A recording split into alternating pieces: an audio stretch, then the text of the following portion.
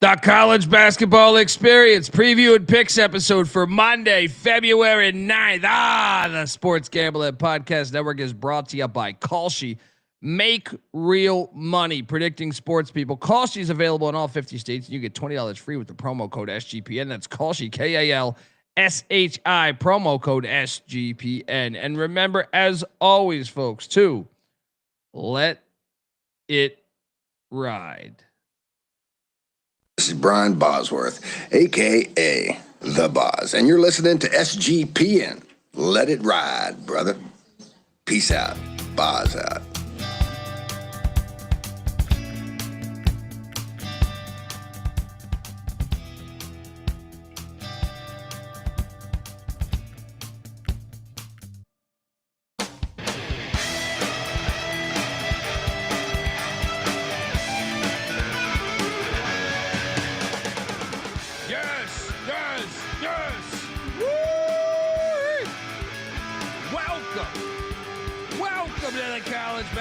Experience preview and picks episode for Monday, February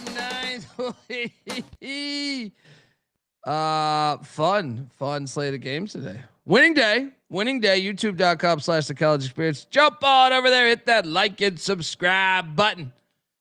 We got the band back together. All right. You're wondering who the hell you're listening to. That's fair. My name is Colby Swinging Database Dan, aka Pick Don D. That's not a pick. This is a pick.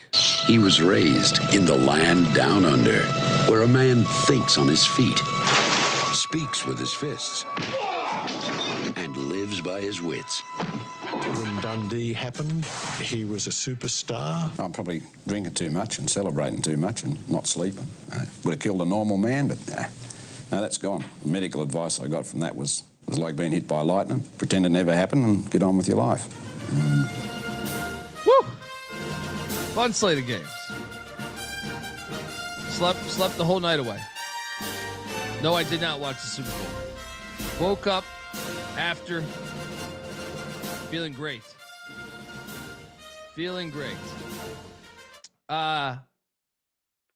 This guy's probably feeling great too.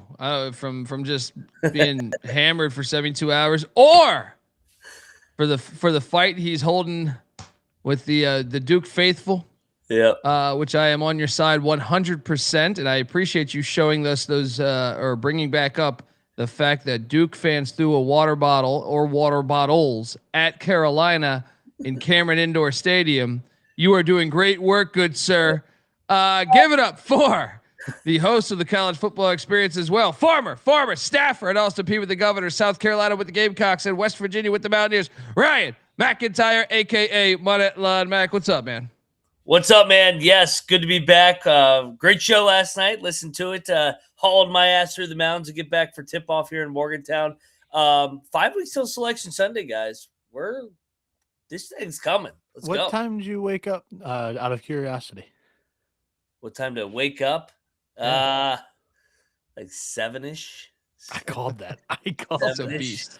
Yeah. 7-ish, and I was so buzzing. I said, I gotta go. I gotta get back for tip-off, baby. But this is what we do. Mac tonight. Come on, make it Mac tonight. And I'm still waiting for these videos of these punches. You know what I mean? These phantom punches. All right. Yeah. It's like the shot from the grassy knoll, right? We are joined by third man in the booth, the host of the College Baseball Experience. We got live bullets this Friday. College baseball season hits off. I almost said kicks off. Hits off. Give it up for the great Noah Bieniek. How are you, buddy? I'm doing great, Colby. Yeah, you're spurring my memory there. But so great day for me personally. 2 Michigan wins. We had the Seahawks win with Michigan's coaching staff up against Ohio State's, and then also Michigan destroying Ohio State on the hardwood. Called that. Maryland money line helped me have a winning day. Otherwise, it would have been 4-4 ATS. I jumped on with you, man. I mean, I took my big play was Charlotte money line, which did not hit, but I jumped on the Maryland money line as well. And then Omaha 8 picks and best bets for the futures market for college baseball out Monday night. There we go. Or show out on Monday night. There we go. Subscribe. All right. iTunes, Spotify. If you're watching on YouTube, you're in the right place. YouTube.com/The College Experience. Oh yeah. Let's start things off with, I'm glad I had the discipline. Discipline Dundee was in effect early Sunday morning because I stayed away even though I picked USC. I said, what the fuck is this line? Well, USC did win, so I was right there. But I was not right with the 3.5 as USC wins 77-75. I caught the very end of this, but yeah, I mean, this has an odor of a rig game. But McIntyre, your thoughts? Yeah, what Arenas with the game winner there to bail out the Trojans. That kind of a game the Trojans could not drop. Yeah, looking at the resume now, they're 18-6, so good win, surviving and advancing. But Penn State, man, they blow another double-digit lead. This team is snake bit. Yeah, I don't know if it's necessarily a rigged game. I mean, Baker Mazzaro was out for USC today, so without their best player, USC just going on the road, getting a win in conference play. Yeah, good job, and that's probably why the line was so short yesterday. And people want to know. No, right now, guys. I think he does. Well, because they hired Matt Campbell, and they had, I know they got out of the Franklin money. But I still wonder, like, do you want to do that much turnover? I'm going to say he gets one more year. Mac, what do you think? I think he'll get another year. The other question is, who the fuck's going to win there? That job sucks. Like, why? Their expectations aren't super high either. Like, I just think it is what it is. Hang on here. 6 years. If he can fix it, he can fix it. If not, turn the page. But I think he gets 6, to be honest. Hang on. This is a new day and age of college sports. I feel like if you just watched Indiana win the football national championship, if I'm a Penn State fan, I'm saying, why not us in basketball? If I'm a Penn State fan, I'm saying, let's spend it all on football. Yeah, that's all they care about. Well, because that's really been working, right? That's what's hilarious. It's like if they start getting money, it's like, hey, we're going to give it all to football, but they've been investing in football. But I'm just saying this. Like, to me, I don't think you have the excuse anymore. Like we've seen, like right now, Vanderbilt is having a great season in basketball. You know what I mean? Northwestern has been to the NCAA tournament 2 or 3 times in the past 6 years. Yeah, I mean, this team's also young. They're starting 3 freshmen. They're taking it on the chin. I mean, that's this fair. Year to that's hopefully fair. Get better for next year. I just don't think you can afford to punt anymore and just say, hey. I think it's a new day and age of college athletics. So I think like it might be a tough job, but I think that like you should look around and say, why can't we be Vanderbilt? A&M's been shit in basketball historically too, right? Why can't that be us? Why can't it be Northwestern? Why can't it be Nebraska? Look at Hoiberg's doing in Nebraska. They should be having meetings about what the fuck are we doing wrong to not be that. In my opinion. Well, I mean, 2 years ago, if you would have pulled the plug on Hoiberg, you wouldn't have had this year.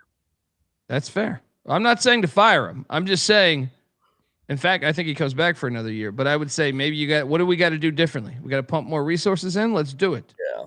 I don't even know if Nebraska's really pumped more resources in. I was going to say for that, I feel like that would be the argument to keep Rhodes because it took Hoiberg a minute to get it going. Yeah. What year? Because he made the tournament. Was it last year or the year before? Tournament. It took 4 years to make the tourney, though. Yeah. Was this year 6? Yeah. Rhodes is only in year 3. And it's year 7 for Hoiberg. Sorry. Yeah. So the first 4 without a tourney, 5th year, Tamanaga, Magic. And then last year they had all the injuries. Now we have year 7's a special year. Yeah. Yeah. Clint, though, as much as I agree with you, I would watch what you say. Now, I do believe they are benefiting from being able to pay players. I think that if I watch the sport, if I watch it, which obviously we do, I think they're more athletic than they've been in a long fucking time. The whole conference. Yeah. A lot of it was like the Big Ten identity of you're going to have bigs and you're going to run through your bigs. And then they would just, for lack of a better term, be out athleticized. If that's even like a phrase in the NCAA tournament. I just don't think I think there's plenty of a variety of styles in the Big Ten now. So I think that's kind of eliminated. And also playing those different styles in conference play prepares the teams a little bit better for the tournament. That wall is going to get knocked down here pretty soon. Yeah, I tend to think like the money and you're now. Yeah, I think they're going to be really like look. I don't like the Big Ten. You guys know this. I used to like when they added the Pac-12 schools. I think it's ridiculous. Even I thought it was ridiculous when they added Rutgers and Maryland, right? So I don't like the conference, right? I hate how they keep chasing like the NFL model too and trying like they almost scream like they're not college sports anymore. They're adding right? markets and cities rather than brands and programs and regionality. But I also believe the drought is going to be ended very shortly, whether it's this year or whether it's. I feel pretty safe by saying the next 5 years, the Big Ten will have a national champion. Look at the coaches in the league. The coaches in the league have gotten so much better. Just going down the standings right now, currently in the Big Ten, Dusty May, Brad Underwood, Hoiberg's gotten much better at Nebraska. McCollum, Tom Izzo, Matt Painter, Cronin at UCLA, McCollum at Iowa. DeVries at Indiana has had success everywhere he's been. Musselman at USC, as we're talking about the Trojans getting a win here. Danny Sprinkle at Washington. He's had good winning years at Montana and Utah State. Cronin's a good coach. He's annoying, but he's a good coach. Yeah. And Medved, like I was kind of a doubter up until last year where he like did really well with Colorado State, and I didn't think that they like had a ton coming back and lost Isaiah Stevens. So like I'm a believer in Medved now. So I think there's quality coaches in the league. Yeah. See, I would say, Edward, I would get that more in the past. I think this year, though, I think that, look, and I hate, like, you can sell me on this. When Maryland plays at Washington, even this USC Penn State game, there was barely any games on, and I was reluctant to put this on. But if you're telling me, like, you got, like, some of the other ones, like, when, like, even, like, you know which ones do work is like when Michigan, UCLA or something play, or the other day, Illinois, Michigan State, Indiana, Wisconsin. I thought was a fun watch, even though that call was terrible. So I do think they've gotten better. Shout out to Josh. What's that? Yeah, go Bieniek. Unfortunately, the league was also created to be a football league too. So you got the Oregon, Ohio State matchups. You got the USC, Michigan matchups, like with the tradition that USC brings to the table. So I don't know. They sold out for a handful of matchups that are quality and a handful of matchups that are absolute garbage. Yeah. Shout out to Josh Thomas, who won the Squares jackpot at his party tonight. Now I've got enough money for scattered ass at the ECU baseball tailgate Friday. There we go. Hit up our guy, Mr. Beast. All right. I'm still waiting for this news, Josh. All right. What's going on? He was on like a night talk show. Did he talk about it at all? I didn't see it. He was on like Fallon, right? I didn't see it. I don't know. I didn't watch it either. Shout out to Gozar, says, "What's good, slapdicks?" Now he's speaking our language. You're on brand. And shout out to Pure Ruckus. Shout out to my guy Charles Walker in the chat. I don't even know who won the MVP, Charles, but shout out to that. I know you. It was his cousin Ken Walker.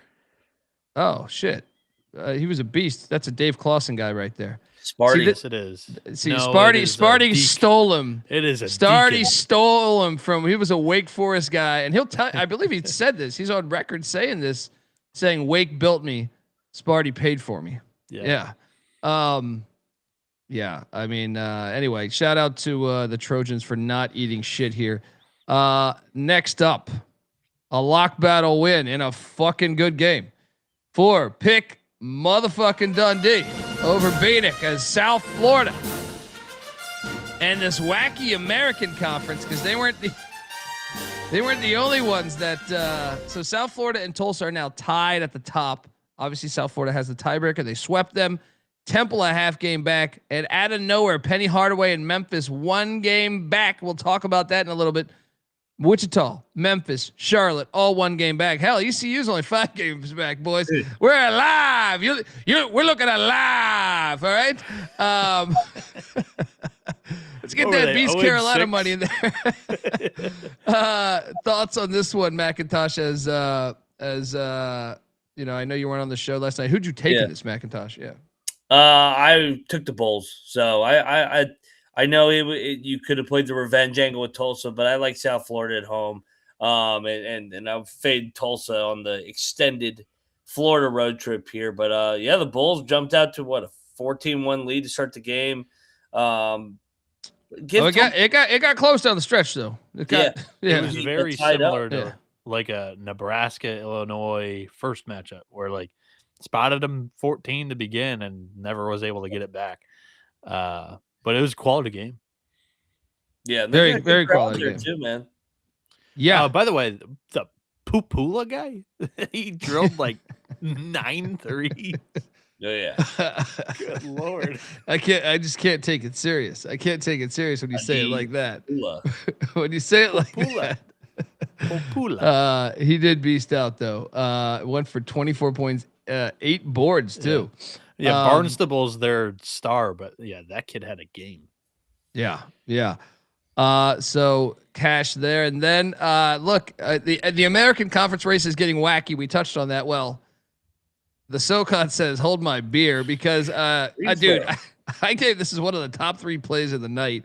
I thought Furman was going to stick it to him after getting embarrassed, but no. Greensboro goes into Furman and wins outright as 12.5-point dogs. What? I knew they were playing better. I didn't think they were playing. Okay, you could have told me they cover the 12 and Furman wins by 5 or 6 or something. But to win outright and they whoop their ass, dude, all game, they whoop their ass. I apologize. So now Furman was 1 game out prior to this, or I'm sorry, I think it was 1.5 or 2, but we thought that they were in good position to win the conference. Now that they look up and they're 3 games back, ETSU has a 1-game lead on Wofford. We're getting like separation a little bit here with ETSU and Wofford with a 2-game lead on at least a 2-game lead on everybody else in the conference. Mac, your thoughts on the huge upset in the SoCon? Yeah, I was on Greensboro. They were a super young team coming into this year. Mike Jones is a good coach, proven winner at Radford, and now at Greensboro. So they've gotten better and better throughout league play. But this was definitely their marquee win of the year, winning at Furman, controlling the tempo, basically wire to wire. Hell of a win here. What the hell's happened to Furman? I'm nervous about them. They go to Mercer next. Yeah, I think that has been inconsistent all year. Yeah. Pretty also, shocking stuff. Greensboro to shoot 10 of 19 from 3. That's a tough game to win. I mean, I should note this. So I watch Greensboro a lot, mainly because they're close by, because I think about going to their games. They were terrible to start the year. The growth within a couple months has been very, very impressive. Like I if you would have asked me in November or December, I'd be like, man, I think Furman could beat them by 30. I really believe that. Like they had some games where I was like, this team is trash. But hey, this is coaching. This is why you pay attention to the coaches, because good God, what a great job he's doing. And shout out to Josh giving us $10. Last live show in California. Headed out to Fort Collins tomorrow. I will catch the pregame show around Utah, Mac. Utah, give me 2. Not sure when I'll catch you guys live in Fort Collins, but I'll be watching. Yeah, man. Dude, well, you're getting a promotion. You're going to Fort Collins. There's scattered ass everywhere. I know you're not going to be in the live shows anymore. You've let us know that, which is a bummer. But we won't forget you, man. We won't forget you. And when we go to Fort Collins, we'll be getting shit hammered right there with you, man. Congrats on the promotion as well. Mm-hmm. All right. Folks, what to tell you, the college basketball experience is part of the Sports Gateway Podcast Network. Download the SGPN app, all for free, in the App Store and Google Play Store. You'll get access to all of our picks, our podcasts, our articles that we write. Cannabis Capper's always writing up some great shit on the website /app. It's free to download though. All right. SGPN in your App Store or Google Play Store. So do that and let it ride. We're also brought to you by Kalshi. Kalshi is a real money prediction market, legal in all 50 states. Yes, Kalshi has a ton of trading options for your favorite sports. Besides sports, they got a ton of other markets, including politics, entertainment, even the weather. It's Kalshi. You can trade anything. New Kalshi customers get $20 when you use the promo code SGPN. That's Kalshi, Kalshi, promo code SGPN. We're also brought to you by Rebet. Rebet is the #1 social sportsbook and casino that is out there. It's available in 35 plus different states, including Texas and California. Get in on the action with Rebet. Plus, get a 100% purchase match, all the way up to $100 with the promo code SGPN. That's Rebet, promo code SGPN. All right. We are back. And look at, man, people are being kind in the chat. I enjoy sometimes when people are saying fuck you, but I also like this. All right. Next up, Bieniek, get ready, buddy. He wins a lock battle against me as I took the 9.5 with the Buckeyes. Michigan wins by 21. You were right. I was wrong. You're the best. I'm the worst. I'm a pile of shit. You know what I mean? All that good stuff. And I know this one's, you complete the sweep. Buckeyes don't want to see you in the Big Ten tournament. Your thoughts? Ass whooping. Yeah. That's the thoughts here.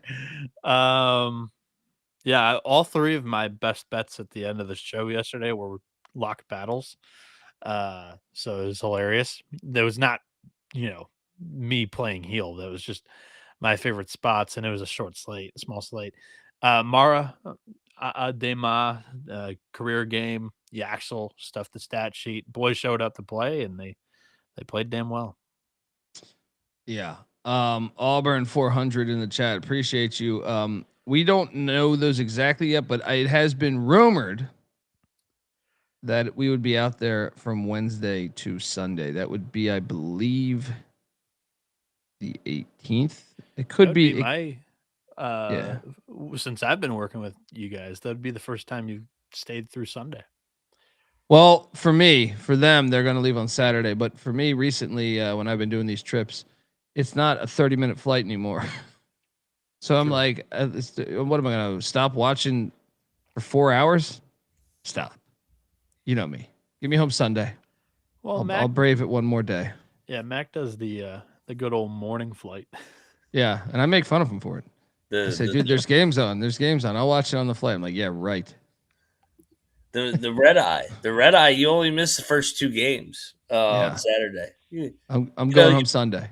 I'm a Sunday man. All right, God's Day. All right, Wednesday through Sunday. Well, Sunday. Sunday you got games too, though. Yeah, I know. Well, I wait till Sunday night, buddy. All right. Still Sunday night has some games. Yeah. Check out Sunday morning. Carry my luggage around. You don't want to do a show Sunday night reacting to the second round games? I don't know if I want to talk to any of you guys that night. Gotcha. After I dominate you in my bracket, I don't know if you guys are worthy to even speak with me. You know what I mean? Sure. Yeah. You taking Arizona again? Yeah, I'm gonna put. But this game, dude, I didn't watch a lot of this game, by the way. Arizona's gonna be the hands down favorite, and Colby's like, I can't take him. I might take him just to do it to Mac, just to put the kiss of death on Matola and Mac. Don't do it to Matola though. Dude. Yeah, fucking Matola's gonna be sitting there like, God damn it, man. Yeah. And you're doing it to Steffi Smalls too. Yeah. Big U of A front runner there too. So I'll do it. I'll fucking ruin this whole party. All right. I love it. I don't have Michigan in that game either. Yeah, pick Michigan. Yeah, what if I just go chalk just to do it? Yeah. I didn't watch a lot of this game. It would be a healthy diet change from last year. What did we see? Like 4 total upsets the entire first weekend? Yeah. Jeez. Yeah, what was it? Just thought that it was like Drake and McNeese, right? I'm trying to remember who the fuck else was. Drake, McNeese, Colorado State. Oh, you're right. Colorado State. That's a good one, yeah. It was a chalky tourney last year, and then everybody blamed NIL in the portal. Which is hilarious because, like,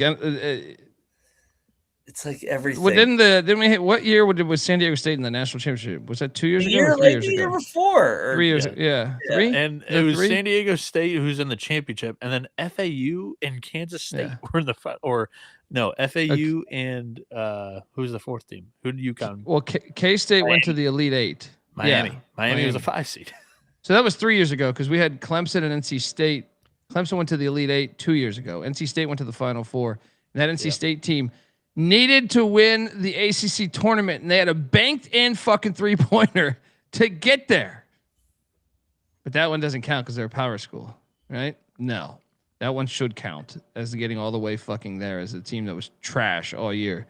Yeah, I didn't watch enough of this game. I watched a little bit, man. I had White Tiger, my mom, because it was a snowstorm during White Tiger's birthday. She wanted to throw a little birthday party for him, so I didn't get a chance to really get a close eye on really any of these games until later on. Or actually, no.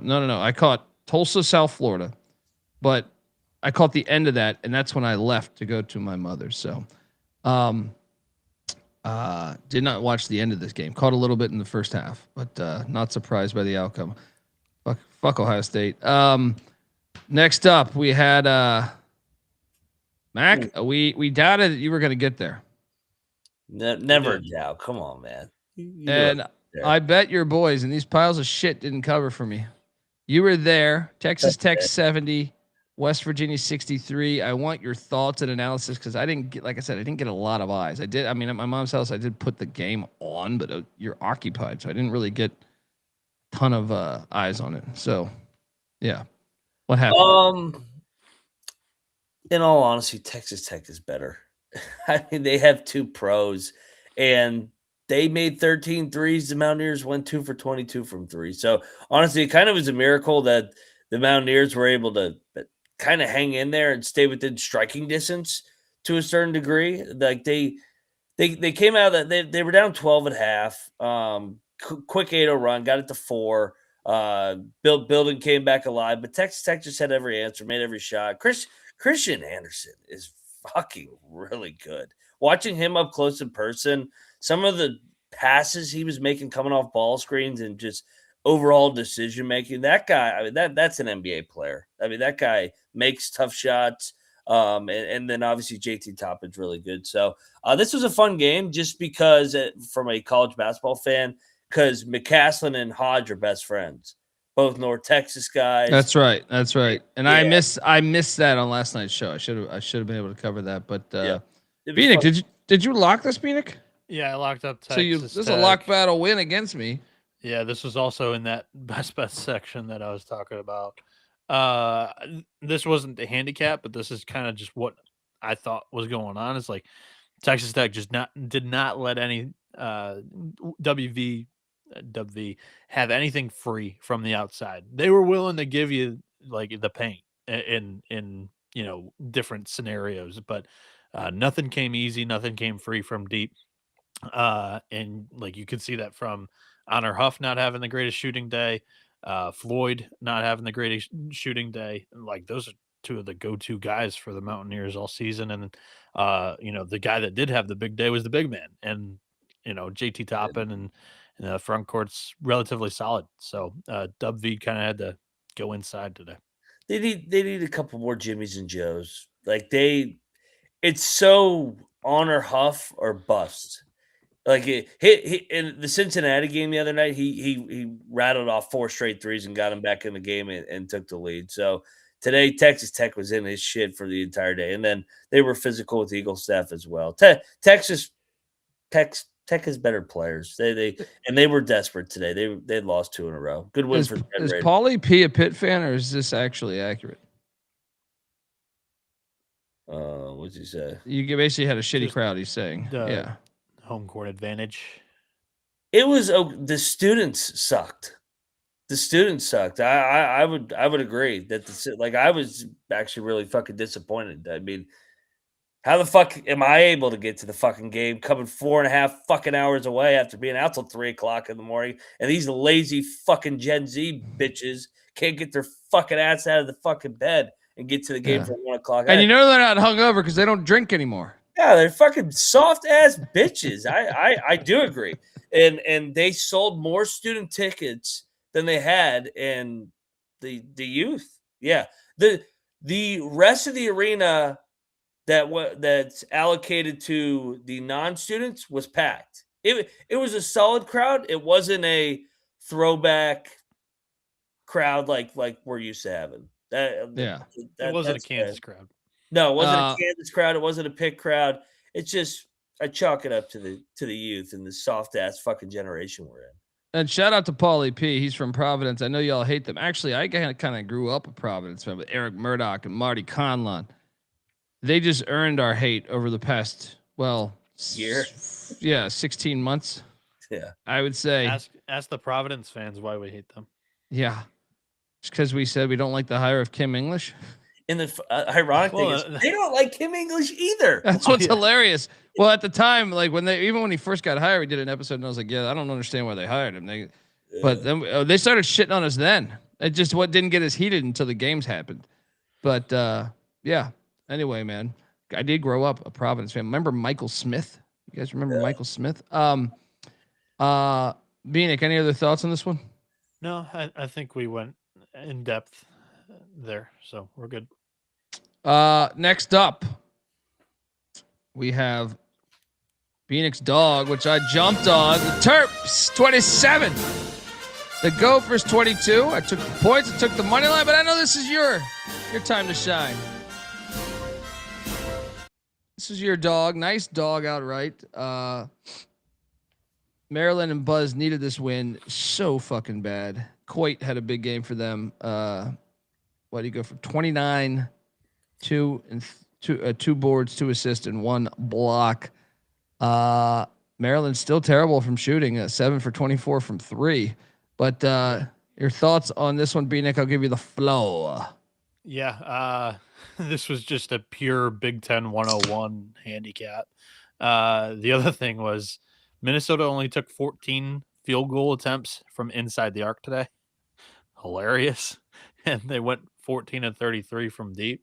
So it was a good night for them shooting wise. They just didn't get enough of the easy buckets to make life, easy for them. So they had to earn a little bit of everything. Just Buzz, scrappy, out rebounded them, and got the job done in a desperate spot. One of the only games that I really thought they could win the rest of the year. They get one more at home against Penn State. That's it though. Yeah, I took 2 money lines today, so I mean, we give away some heat on the show. Mac, who'd you take in this one? I was all over Maryland. I played the money line as well. This would, if I'd been on the show, this would have been maybe I would have talked myself into West Virginia as the dog, but being biased. But yeah, no, Maryland, it's a great spot just because Minnesota off the court storm. This is like the 3rd time this year that they've dropped a game after the court storm. So no issues with any of the Minnesota court storms, but Duke's the only one that gets court stormed on, according to their fans. Yeah. There was not a court storm in Stillwater. Remember when Izzo was pro court storming the other day? Yeah. They act like it was like we hadn't seen 5 court storms yet, just alone this week. Yeah. It was a shit ton. Portland had one. Yeah, Portland, Oklahoma State, Minnesota, and there was one more. It's like Cincinnati had one against 2 weeks ago or 3 weeks ago against Iowa State. It's like y'all. My other favorite, we're going down the rabbit hole, is we're the only one that gets court stormed every time. No, every other blue blood gets court stormed. What are you talking about? Kansas gets court stormed every time too. UCF against Houston stormed as well. Like I'm just off the top of my head. Yeah. Texas Purdue, Tech. Yeah. Purdue, UCLA. Phoenix just got thunder snow, but Purdue, UCLA was one he was about to bring up, I think. Oh God. And UCF, Texas Tech. It's just like, dude. It wasn't UCF Houston then, was it? Was it? I think it was. Yeah, it was UCF Houston. They did too, right? No, UCF Kansas. Yeah. Okay. I know they've done it twice. They've done it twice this year. Yeah, Kansas. Yeah, and funny how Kansas never has any issues getting court stormed on. Yeah, or Sparty. Yeah. Or any of the schools. It's only one fucking coach. Honestly, dude, this is John Shire being a bitch. There's no other way to cut it. There's no other way to cut it. He's saying punches were thrown. The internet would have been blown the fuck up on these punches. Yeah. The other guy that did, say something about it and kind of whined was Painter of Purdue. He was like, this core, he was talking about Smith, Lawyer, and whoever else is now a senior. He was like, for 3 straight years, every road loss they've taken, they've gotten stormed on. And he's like, I just want to get the guys out of there. That's kind of the gist of what he said. So, dude, it's a He's in that testament boat. to where your program is. I Like know. you'd be like, hey, it's Yeah. respect. And the other thing too, we've come a decent way in 2 years, because 2 years ago when I put out the take, I was getting shit on more 75-25 ratio. It's like, oh my God, how could you go against this? This is a danger to the sport, with Flopkowski just flopping all over the place. This time, reading the comments, everybody sees right through Shire's bullshit. So like people are onto this finally. So people may have grown some nuts over the last 2 years. Well, give Moneyline Mac a follow on Twitter at Moneyline_Mac. We're also on Twitter at TCE on SGPN. We showed, I mean, Mac was good enough to show them storming against Virginia Tech. Duke did at home on a buzzer beater. Virginia Tech wasn't even ranked, right? They were ranked number 1.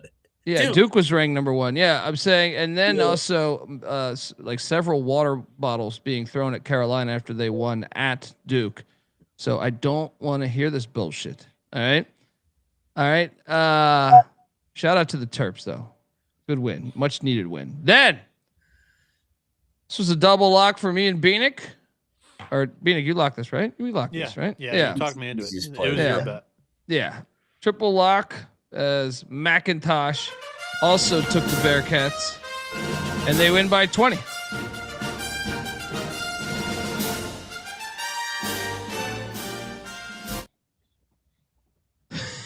Which storming would have more fans, UCLA football or Mississippi Valley State basketball? Unfortunately, it'd be UCLA football, I think. But that was a great field storming when they were like 0-4. Remember they beat Penn State? How about yes? Had like 12 people there. Yes. Beatings having issues. I'm thankful that the national media hasn't gone completely just out of their mind like they did 2 years ago. Because remember the like fallout from that Flopkowski bullshit where they started putting a shot clock on the court storm. You gotta wait 30 seconds. We're gonna count it down. It's like, what? What are you talking about? Yeah. It's just Bieniek, what the fuck's he doing down there? Yeah, we should let me just boot him from this right now. But KBL says all you dumbass fraudulent podcasters. We don't talk NFL on this show. What are you talking about? Go fucking look at my Twitter. I fucking tweeted out Sam Darnold all fucking week. I fucking was sleep talking about Sam Darnold. You jack fuck, get out of here. Yeah, we have been repping Sam Darnold pretty hard for a couple weeks now. Fucking idiot. But but thanks for watching us. Next up, we had Bieniek's Wi-Fi is out, by the way. This is when I went in on Charlotte. I took the money line. They got dominated by 23. Bad fucking play, but I'll take this play every time. All right. We've seen how many times this cash, especially this year. Dude, who is this Memphis team recently? So they might have found something. Buddy.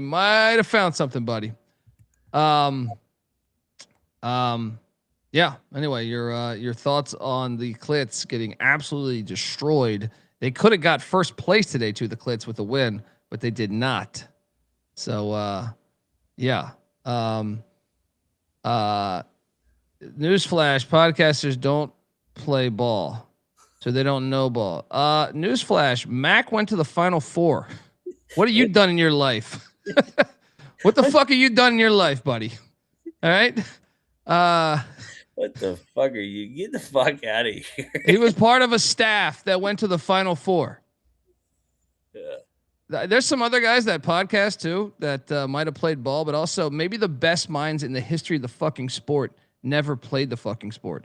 Every time you watch the NFL KBL, just know that almost I would say every offense in the fucking league now runs a variation of Mike Leach's shit at some point. And guess what? He never played fucking college football or the sport of football. So you don't know what the fuck you're talking about. I can go on too if you want. We can do more. All right. Did he replay? I think. No, he didn't play pro. I don't think he played college, I believe. But we can go on and on about this. Like, there's a lot I could like. That's just dumb logic. Some of the most innovative, because they're not minds that came up in the sport, football, basketball, baseball. Some of the most innovating coaches are the ones that come from outside, that have never played the game, where they think outside the box, and that's how the sport makes radical changes normally. So you're wrong, but anyway, your thoughts again on Penny. Did they turn a corner, and is there value? I almost want them to keep losing because I want to take them in. I know they're not losing right now, but Memphis will be losing. I want them to be losing so I can take them in the AAC tournament, but it looks like that might not be the case. They're one game out. Yeah, I think they have. They won 3 out of 4, and of course their one loss was the fucking coast to coast non-contested layup that they gave up to Tulane, where nobody went to go block the shot to lose the game. But other than that, they've been playing good ball. They beat FAU. They won at UAB on Thursday. Now they beat Charlotte. Talent's not the issue. Did you know, fun fact, they go to Logan next Saturday? What? They go to Utah State on next Saturday, like a random non-con game. Memphis at Utah. I did not know that. Do you remember? I know you remember this. Remember when we used to have like the Bracket Buster Saturday, where we would get like an elite mid major versus an elite mid major from not the same leagues? 100%. Yeah. They need to bring that back. Maybe this is like that version of it. Yeah. That's pretty cool. I did not know that. Yeah. So shout out to Vintage Football Guy jumping in the chat. Yeah, I like feels bad, man. Michael Jordan can't gamble for shit. Charles Barkley can't either.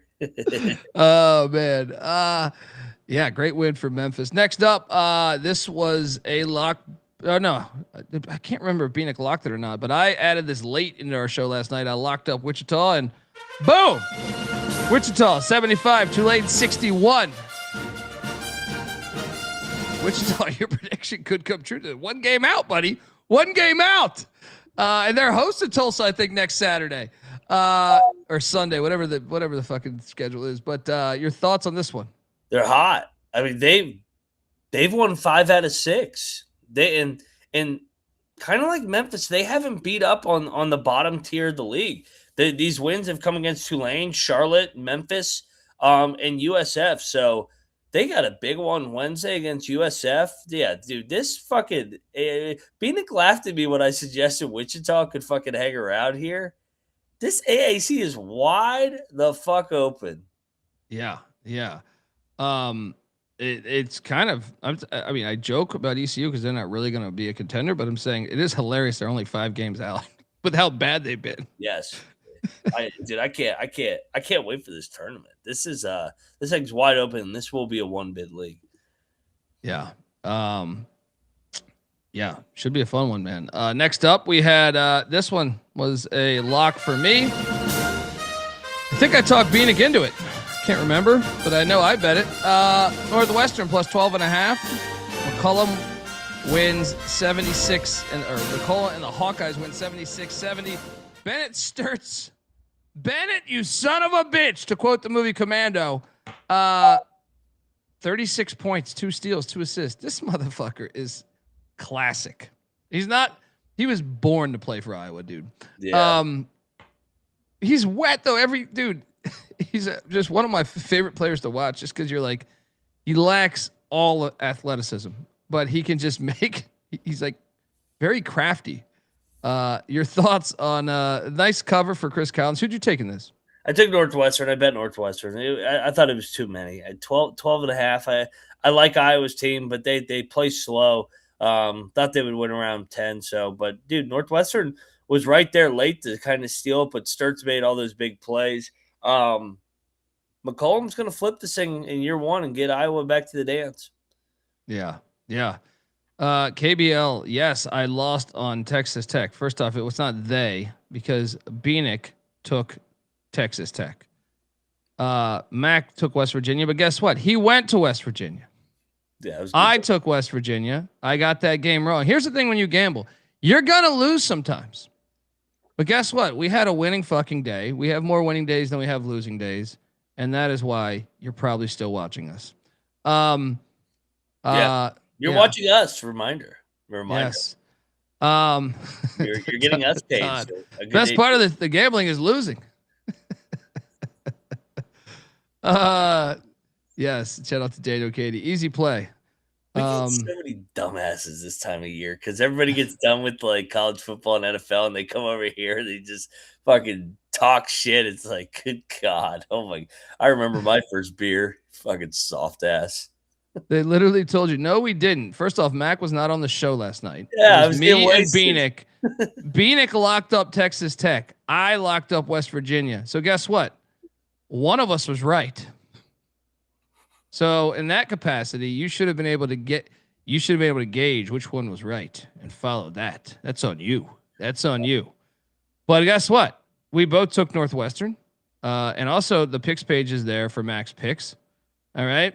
But guess what? We're also an entertainment podcast, in case you are thinking that, we're working for the books, which we sort of are to a certain extent because there are sponsors sometimes. But yeah, anyway, next up we have, I had a lock battle win against Bieniek here with the Rice Owls, who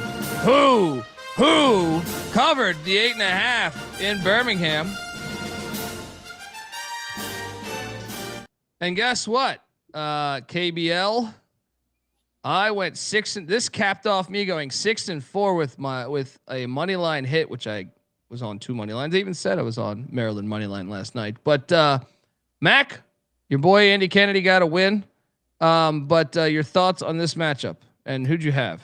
I laid it with UAB, but I forced this one in just because it was a short slate and it was the final game. This was like my least confident one if I had to label them out of the 11. So I felt confident that UAB would win, but the 8.5 felt like a lot. Rice had an 8-point lead with 12 minutes. So this kind of was a gut check win for UAB. And I went 6-5. You went 6-4. KBL SUS went 1-5, but he won the Texas Tech game. So that's all that matters to him. Shout out to Daniel Katie giving us $5. Who's better, Sturts or Smith? That's a fun one. Smith. Smith's more athletic, but Sturts, yeah. I think I enjoy watching Sturts more. I love them both. Yeah. I mean, if you're a white guy watching those two dudes, like they're pretty fucking good and savvy, just because like neither of them are athletic. They're just fucking high IQ and fucking just crafty with the ball. Yeah. Yeah. Yeah. Well, we are nice people, KBL. We'd buy you a beer. All right. But I mean, it's just a silly take though, of like, if you haven't played the game, Bruce Pearl never played basketball. You know that? He went to a Final Four at Auburn. Went to 2 Final Fours. Yeah. Well, he just at Auburn. Yeah. They went, remember they should have beat Virginia. And then last year. That's right. The Virginia game with the dribble off of the foot. He never played the game, and he just gave a 35-minute retirement video. And, and he might run for fucking Congress or some shit like that. You know who else never played? Scott Drew never played college basketball. He won a national championship at Baylor.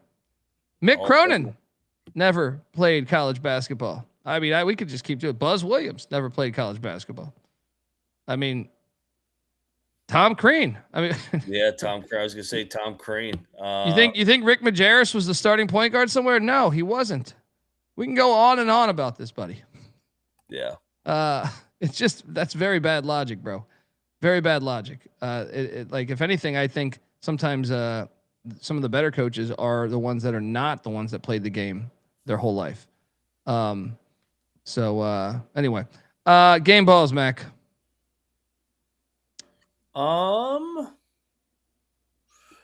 Let's go game ball number 1 to. What the fuck happened with it? Well, it's been a tough year for the old buzzsaw. We'll give Maryland a game ball here. Going to Minnesota, they get it done in, I guess, what we would call a stupid game. The Maryland Terps in a weird Big Ten game. Yeah.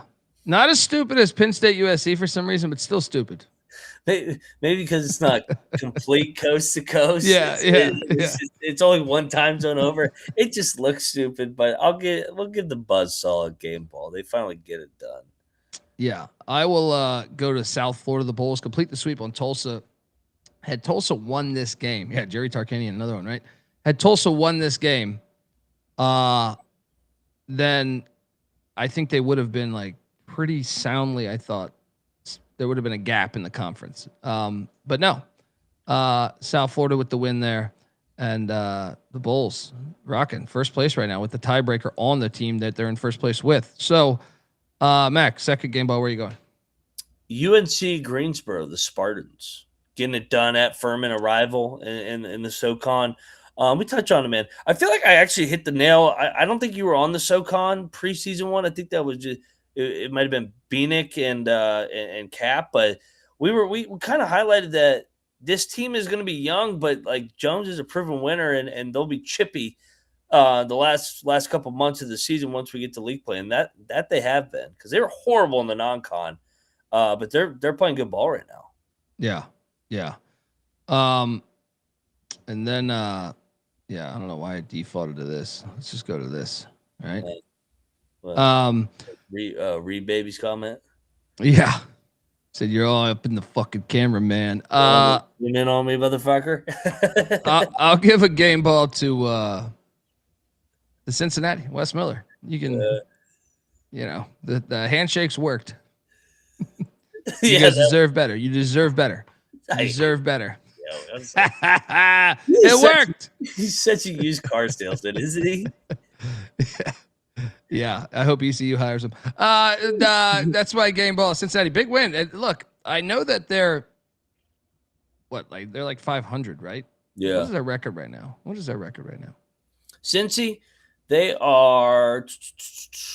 Where the fuck's my Cincinnati? They are 12-12 in the Big 12. They're 4-7. They just hear me out though. Hear me out. Michigan lost, man. Yeah, but they now have a win against UCF, who I think soundly in the tournament. They beat Iowa State. Yeah. If they can just pick up some wins down the stretch here, who knows? Who knows? They have opportunities now. Unfortunately, most of those opportunities are on the road, so they're gonna have to win at a really they go to the Fog and they go to Lubbock, right? Yeah. If they can just pull one upset there, and then take care of business at home, take down BYU, take down Oklahoma State, take down Utah, you might find yourself dancing, but it's not gonna happen. Anyway, go to your next game ball.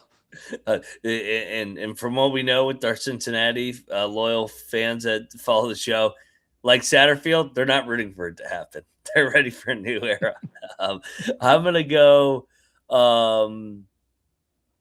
Let's go. Man, me specifically, I'm pretty hard on this guy just because they have lost so many duds over the years. But Memphis is playing good ball.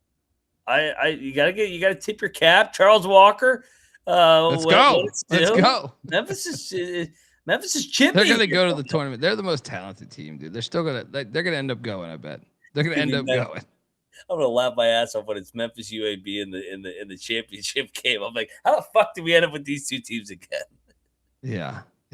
I will go to Wichita State. Yeah, good one. That's a big win. And now, like I said, you're one game out. And when you look at their remaining schedule, which I think we were talking about last night a little bit, I think they have a nice remaining schedule. Hear me out, Mac. They host South Florida on Wednesday, right? Can't wait for that game. They host Tulsa on Saturday. You win both those games, you are going to be, I think, in first place. Then they're at ECU, terrible, obviously. Home to Temple, which Temple is in the mix to get the 1 seed right now. And then the big one, Thursday, the 26th of February at Memphis. But Memphis has lost a lot of these games when they're big favorites. And then you're at UTSA and home to FAU. So if you take care of home court, you should be favored in 2 of your 3 road games. You kind of hit the nail on the head on this a couple weeks ago. This could really happen, Mac. If they take care of home court, South Florida, Tulsa, and Temple are all the, and even FAU are all in the mix right there. Yeah. They get them all. They get them all in Wichita. So game ball. And before you hit that and we go to the next games or tomorrow's games, do we see a resurgence from the Wichita crowd for some of these big games? Because you should. You don't even have football, you pussies. What the fuck is happening? I understand you left the Valley and you had all these rivalries, right? And now you're like, well, we're playing fucking UAB. Well, why do we care about UAB? I get it. Yeah. But you're basically one game out of first. You can go dancing. I remember it wasn't that long ago you were making the Final Four. Yeah. Wasn't that long ago that you had Antoine Carr and Xavier McDaniel. Okay, that was a little long ago. But yeah. Fun times there in Wichita. All right, folks, want to tell you that the college basketball experience is brought to you by Underdog Fantasy. Underdog has you covered for pick'em for almost every sport. So get in on Underdog and win up to 5,000 times the amount of money you can enter. Underdog's got a brand new offer for new customers too. Play $5, get $75 in bonus funds when you sign up with our promo code. That is TCESGPN. And we're also brought to you by Rhythm. Rhythm has been on a heater for college basketball and NBA picks. Super easy to sign up, run predictions off the house model, or make your own and mess around with those sliders. Looking to go premium? Use the promo code SGPN25 when you download the Rhythm app for 25% off your first month. That's Rhythm. Download it. That's RITHMM. Promo code SGPN25. All right. Dude, it's all good. I'm just saying. It's all good. You know? This isn't fucking this isn't high school here. You talk shit. Honestly, you can make the argument if we talk shit to you, we like you better. If we ignore you, that's like we ignore the Providence fans now just because it's the lowest IQ amount of people ever. So it's just like you don't even engage with them. I mean, we like to fuck with you, say fuck you, and then we'd buy you a beer. 1,000%. Yes. I mean, I grew up with brothers. I got my brother who hit me in the face with the Louisville. I have a bump on my head my whole life. When I was a kid, I got hit with a Louisville Slugger. Right? It wasn't by NC Nick either. Right? But I'm saying like 30 minutes later, we were hanging out having fun. I was pissed at him for 30 minutes. Right? That's the way it is. Go fuck yourself. At him at the bar for 5 seconds on Friday night. Yeah. Go fuck yourself. But then it's like, whatever. You know? Come on. We're all people. All right. Good with the debate. Yeah. Oh, it was about Duke. Shocker. It kind of it set the tone for the weekend. You guys were debating some Duke. I think it was if Duke was paying players, and then it was a good debate. And then it was all right, let's get a beer. Yeah, let's get a beer, and then let's bury the hatchet. All right, but yeah. Fuck you. Yeah. Boom. Let's go get a beer. I mean, come on. Some of these people take it so fucking serious. All right. Not saying you do, but some do. Some have. We have a track record. All right. All right. Let's jump into the slate tomorrow because I am is this the best Monday card we've had in a little bit? Dude, I am starting to think that. Are they starting to get it? These TV we're gonna take credit for it. We'll pump our egos even more here on the show.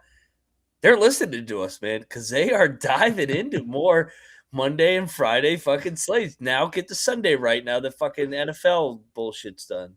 Shout out to Pierre Ruckus. Colby's always nice to me. Never talk shit to me. I guess he hates me here. I'll start it. Go fuck yourself, Colby. Yep. You're on to something, pal. Fuck you, Pierre Ruckus. Fuck you, bastard. You pile of shit. Hey, but you're watching us, buddy. No, I'm doing St. Francis. St. Francis, the Red Flash. You see how they lost on Saturday? This was Heartbreak Hotel. Yeah. They make a 3 to tie it up.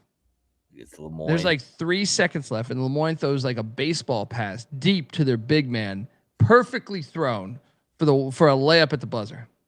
Like just balls to the wall. That's why you don't call a timeout, right? Caught him in transition. Caught him in fucking transition. Well,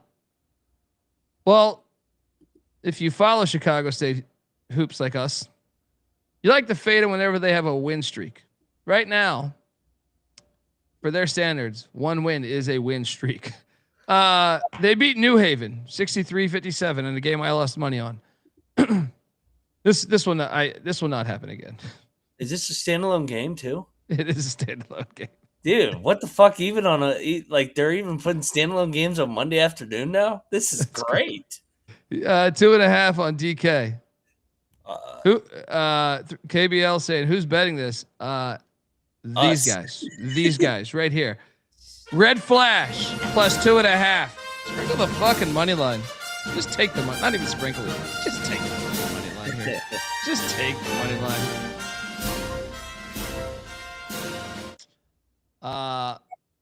McIntyre, what are you doing here? I mean, Chicago State's one of those programs where you just go, who are they to be laying points ever in a game? They're terrible. I think this game comes down the wire. I think St. Francis wins. They'll bounce back. They've been playing all right. I mean, they went to overtime against Mercyhurst, and then you mentioned it, the Lemoyne crazy game. So yeah, give me the red flash to get the finale of this road trip. Let's go. Let's go. Double lock on the red flash. It is a little weary that on January 23rd, St. Francis won by 21. And now it's a 2-point spread or whatever the fuck it is. There's no way we're actually betting this. Well, I don't know what to tell you, dude. I've bet on marble races before. So, I mean.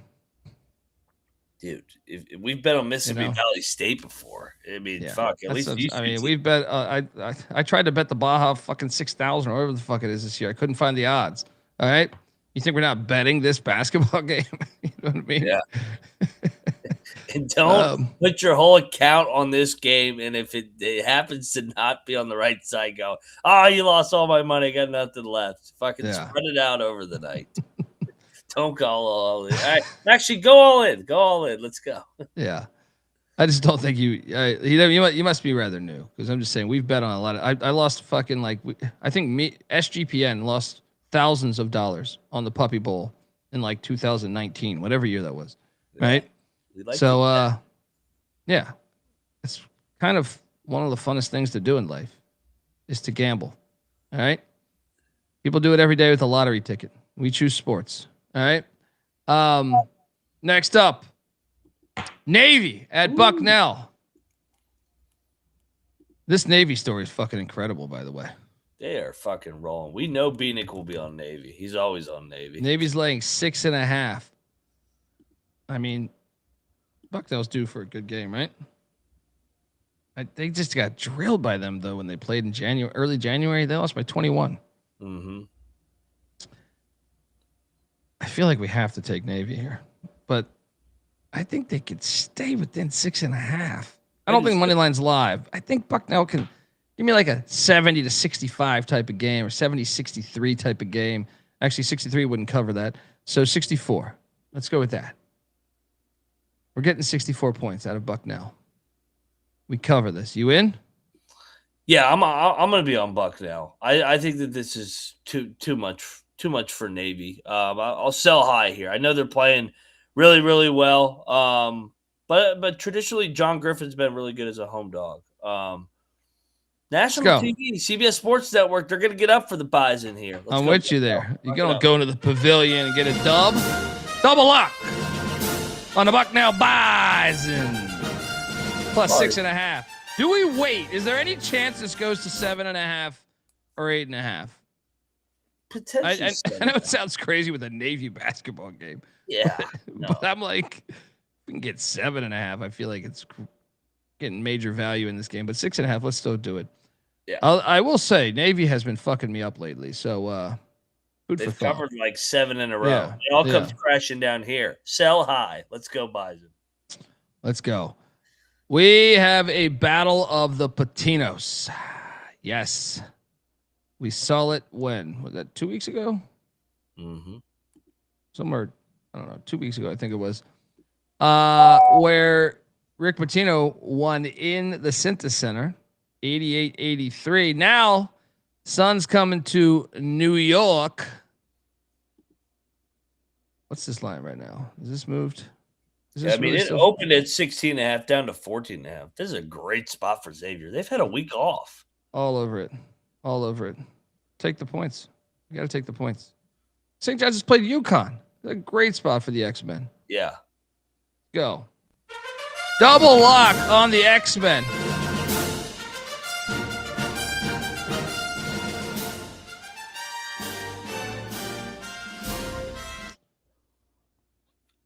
I mean, I don't think the money line's live, but Johnny's win by 7, something like that. Yeah, and like you said, like little Patino has been solid against Big Patino, his dad. So, yeah, I love Xavier here, getting the extended rest, and then the Johnnies dropped that game after UConn last year. What was it? At Villanova, they lost that fucking game. Yeah. Shout out to Jeff Walker. Says thought Pet Detective was coming back to the show. We're gonna try to maybe throw him in this Thursday night. He was sick, so he was out. Obviously, he was covering football to the Natty, which was what, like January 20th or something. Yeah. Then he was actually really sick. Then he's a touring stand-up comic, so it's hard. It's working out the schedules. But he's gonna come on the show, I believe. So yeah, double lock on the X-Men. Next up, Jackson State is at Pine Bluff. Put out an APB. I cashed on Pine Bluff the other night. What is the current situation here in the Swac? I was just getting ready to say. I know Bethune is running away with it, but Pine Bluff is in second fucking place. Jackson State's only one game back, though. Yeah, I'm taking the fucking points, dude. Give me the points in Jackson State. Lock it up. 6.5 is too much. What in this league? I feel like I do this who did I hit on? Alcorn the other night? Yeah. Like, unless you're playing Valley State, 6.5 is a lot of points in this league.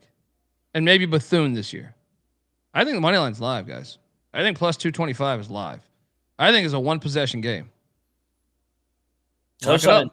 Yeah. Let's go.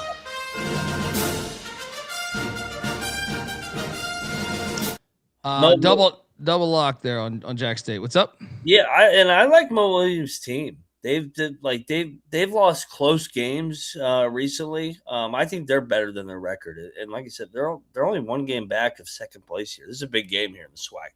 Let's go. KBL says, hey guys. And remember, there's no Bieniek, you fuckface. All right. I can't host a fucking show and catch every fucking comment. All right. Hey guys, no crap.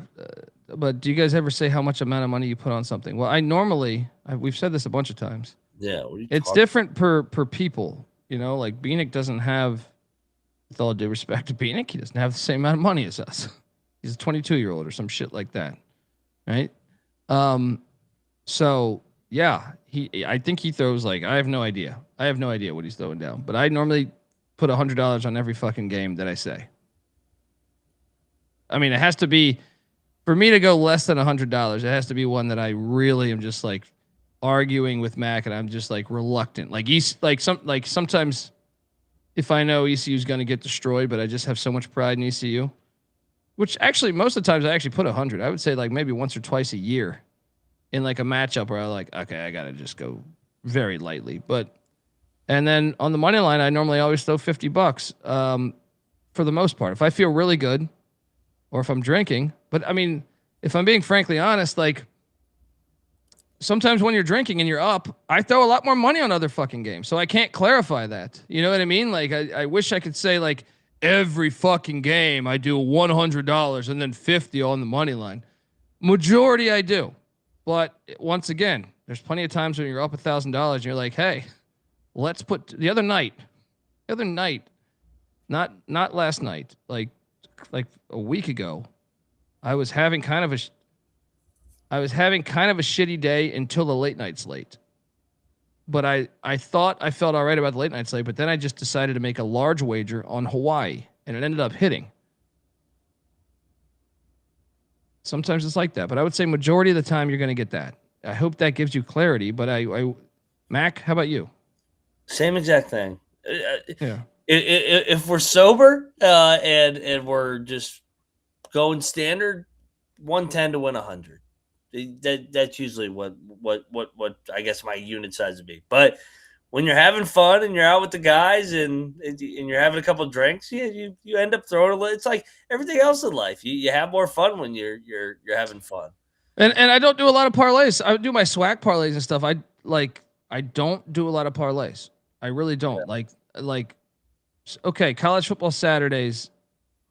Sometimes I'll get with my buddy, like Patty C or my buddy Bobby. Like we'll just do a random 20 game parlay or 12 game parlay, whatever we can get at the time that we feel all right about. I love that shit. But I never talk shit. I never say follow my. I'll never even say it on air. You know what I mean? Like we just do it. But yeah. So anyway, that's our analysis on Jackson State. But honestly, I'm surprised a little bit by this number because Jack State actually, they haven't played yet this year, but I think they're the better basketball program of late. You know what I mean? And Mo Williams getting 6.5 at home, or not at home, but on the road there. There's no legit home environment in Pine Bluff. So I think this is should be like a 1-score game to me. So I think Moneyline is completely fucking live. Yeah. And then, look, you could dive into if you want me to play the game. I actually think Jack State's played a tougher schedule. I actually thought so. I was looking at it before. You can make the case that APB might have, but yeah, I just think should be a 1-score game. Next up, Central Arkansas at North Alabama. Mac, I'm terrified of this game as someone that's a gigantic Central Arkansas fan this year. Yeah. They're on absolute fire. They've won 7 in a row. They're 8-2 in their last 10. They are in contention for the conference championship. They come off of one of the biggest wins of the season against Lipscomb, one of the preseason favorites. And now they have a rivalry game in Florence, Alabama there in Flowers Hall against North Alabama. I don't think North Alabama is very good, and I've gotten burned by them. I took North Alabama against Austin Peay. They lost by 30. Yep. So, I got to take them again, though, dude. But give me the 7.5. They're at home. It's a fucking rivalry game. It's an old school rivalry game. I think they were rivals in D2. So, give me the 7.5. I guess you could talk me into a lock, even though Central Arkansas has been in fuck you mode. Your thoughts, McIntosh? Well, North Alabama hasn't played a home game since January 17th. They just played 5 straight road games. Yeah. Yeah, I like him back at home. They've been trash. They've been a letdown this year. I actually thought they'd be a little bit better. Yeah. But this is a team that still beat San Francisco. All right? They've shown flashes. I'm gonna play the letdown spot. I'm with you. I'll lock up North Alabama. I think it's too many. I think Central Arkansas will find a way to grind it out just because they're playing really good ball. Schulman's doing a hell of a job, but yeah, give me Pull Hole and company down there in Florence. Let's go. All right, let's go.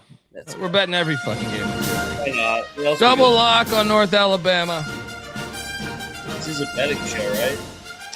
That's what they say. I like to think we're an entertainment show, but That too. some people don't think we're betting at all. What's up, Bieniek? Yeah. Hey, buddy. Hey guys, can you hear me? Yeah, we're back. Perfect. Yeah, I don't know what's going on. First winter with a new Wi-Fi company, or I don't know what you want to call it, but I'm noticing now with the weather, if it skips at all, it just completely boots me, and I've been able to rejoin a couple of times the last 3 weeks or whatever. But yeah, that's kind of what I'm experiencing right now. So yeah, we got we got through 6:30 slate. I'll go back and I'll give out my lock here on Xavier plus 14.5. Yeah, that's a triple lock. That's a triple lock. Let's go. Hold on, I'm playing that fucking music.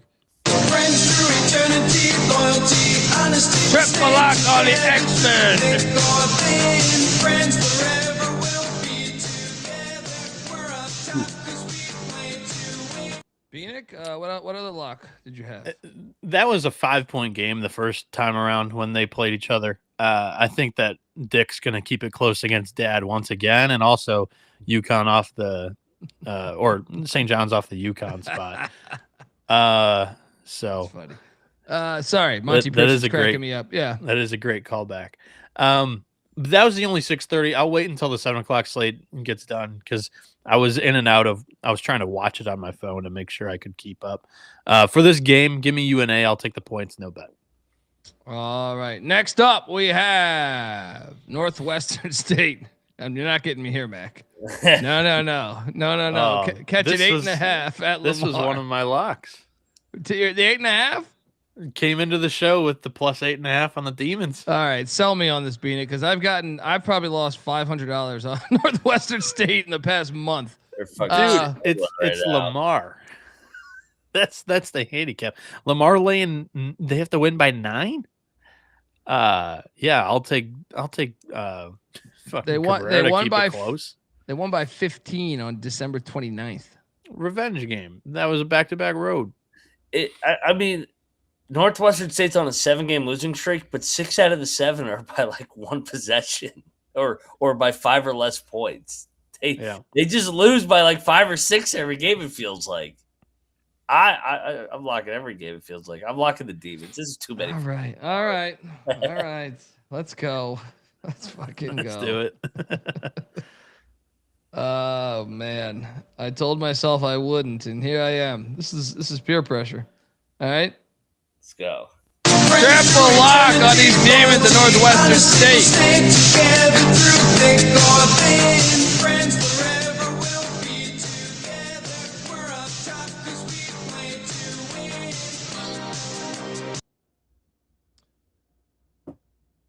KBLS says, do not bet on a team from Natchitoches. Next up, we have the Pussy Pack heading to Louisville, Kentucky to take on these Cards.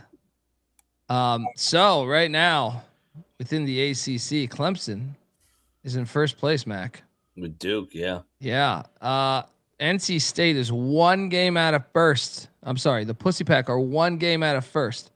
Louisville, 3 games back. Gigantic game at Freedom Hall or whatever the fuck they're calling this shit now. All right. Was it like the Yum Donut Center or some shit like that? I mean, this is a smash play. We got to take NC State. Right? I don't trust Louisville. 7.5 is too big of a number. Now, Louisville's home court advantage is legit. Yeah. But I'm taking the 7.5. But I will not bet the Pussy Pack. I will not bet the Pussy Pack here. Mac, what are you doing here? I'm gonna bet NC State. I talk about it every time with Louisville. Whenever they play a team that's even on their level or a little bit of a punch up, they kind of just they come up short. So I think talent-wise, these two teams are on par with one another. Maybe Louisville's a little more talented, but give me Will Wade and company. They've won 6 in a row since he called his team out. I like Will Wade again here against Pat Kelsey. Let's go. Yeah, I know it's the new stadium, whatever the fuck they're calling this. It was Papa John's. Then he was racist, surprisingly, after he complained about the Yum Center. So it's still within the family, right? Didn't see the possession game. Didn't see that one coming. Catch the sarcasm. Bieniek, what are you doing here? Yeah, I like Louisville a lot this year. But this is too many points. This is just brand name, I think, catching or laying a lot of points. And Mac is right. Like, as much as I do like these Cardinals, and I think they have some talent, they're also a little bit soft, and they haven't really taken down a big name team. Cocktail Napkins only got them as a 1-point favorite. So I'm all over the Wolfpack too, and I'm locking this up. Hey guys, I'm going to do you a favor and not bet on the Pussy Pack. Because if I do, you guys would lose all your money. All right? You would lose all your money. So it is a double lock by these buffoons with the Pussy Pack.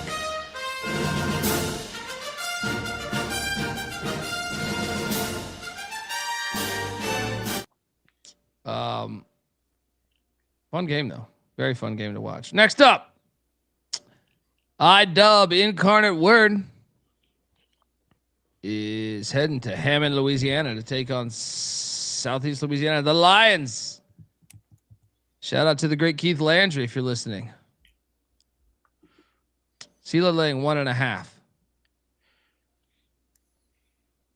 So iDub is coming off of they're 1-10 on the road. First off, Yeah, they've been struggling on the road. they're coming off of a just a beatdown by McNeese State. Sela hasn't been fired at home. They're 4-5 at home, but they did just beat Houston Christian, the CVS, by 8. I'm on Sela. I'll lay the 1.5, but I will not bet this game. Mac, what are you doing here? Yeah, it's a stay away for me as well. I'll take Sela. Both teams at the bottom of the standings here in the Southland. Give me the Lions at home. No bet. Bieniek? Yeah, I agree. I'll go slew. No bet. Next up, Texas Southern is at Bethune-Cookman. Shout out to Raul. Nothing better than smoking good herb, betting, and listening to the college experience. I wanted to. Let's go. I wanted to shout out this other comment. American no like Brazilian peoples. Yeah, Colby married a Colombian, and they just Brazilians and Colombians just can't get along. So wait, you didn't show the comment there. You didn't show the comment. I thought I definitely did click on it. There, American no like Brazilian peoples. I tend to disagree, but you chose Colombia, not Brazil, Colby. You can only like one. I did dabble before. All right. There's been dabbling out there in the world before. And yeah, I did choose Colombia. All right. I respected the fact that they killed that goalie that accidentally scored on himself. You know what I mean? Did you catch that 30 for 30 on that shit? No. Like the 94 World Cup. Yeah, like the 94 World Cup. Jesus. Yeah. They take it. Yeah. They just had to do it, right? Just had to get rid of him, right? I thought the same about you probably thought the same about Chris Webber when he called timeout. Actually, you weren't alive then. I wasn't alive. Yeah, then. Which is crazy. But yeah. You know what? I don't. This is proof that I wouldn't have, because I don't know the Michigan punter's name that muffed the punt against Michigan State. Dude, I wanted to kill that guy. Luckily, I wasn't drinking a shit ton of booze and with a pistol at that point. I can't remember who our punter was on that punt. Oh my god, that was a brutal loss. I was on, dude. I had a lot of money on Michigan that game. We were so happy because we're like that was the first win in like 3 or 4 years over state too. Yeah, that burned. That was salt in the wound. So shout out to the chat, because Doc Bradley did not play the other game, but I do not see him on the injury report here. Someone says he's in a boot. Darius, shout out to Darius. Here we go again. All right, hold on. Can someone do it? Noah, can you check Twitter on this? Can you check? I'm looking at. Ask Avetta. Avetta was at Bethune's game on Saturday. I am all over the points. Yeah, she was. Oh yeah, she tweeted it out. She's the one that tweeted it. Yeah, she was breaking news. He was in a boot, bro. No way. This is a fake injury. This is a fake guy with the fake injury. Look at this. This is Avetta's tweet. What's that? Hold on, I need to see it. Hang on. Okay. He's over here. Look at this. Oh man. Yeah, I told you. Avetta. Why is he not on the injury report? Because it's the Swac. All I see is Reggie Ward's out for the season. That's all I see. Hey, Texas Southern quietly playing good ball here recently. Man, they've won 5 out of 7. Dude, if I bet, look, I do think Texas Southern is live. If there's no Doc Bradley, I mean, Doc Bradley is by far the best player in this fucking conference. Like, it's kind of substantial. You don't see any other news, huh? No, I'm looking. I mean, you're seeing me scroll too. Yeah, I know. So. I just can't really read that. But, what's that one tab over there say? Does that say Pornhub? Yeah, that's right. That's tough. Yep. Lock Texas Southern. Texas Southern's playing better, and then without Doc Bradley, they struggle. If I see Doc Bradley at tip playing, we're fucked. I might double up my bet on Bethune's side. You mean if you see Dior Johnson come off the bench and Yeah, Play. exactly. This dog's live. No, I'm with you. We got to bet it. We got to bet it. If that's official, it seems to be somewhat official. He didn't play the last game. And I'm with you. Give me Texas Southern plus 7.5.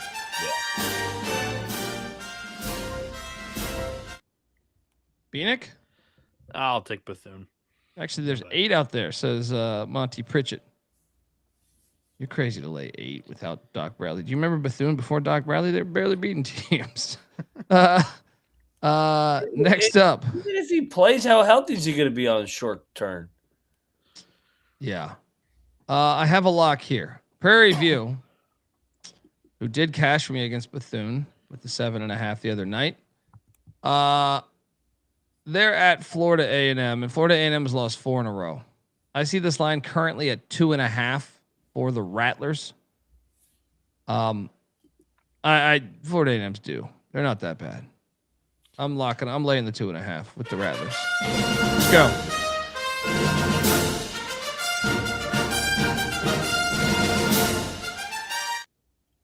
McIntyre.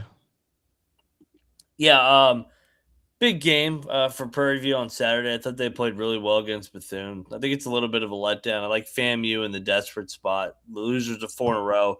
Dropped a home game on Saturday. They get it done here. Let's go, FAMU. Yeah. Bieniek? I'll go Florida A&M too. I'm not super confident though, so Rattlers no bet.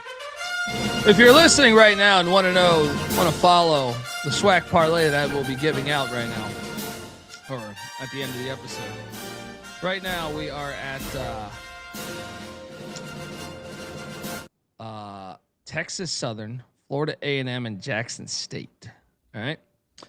Next up, we have the Salukis of Southern Indiana at Southern Illinois at Indiana State.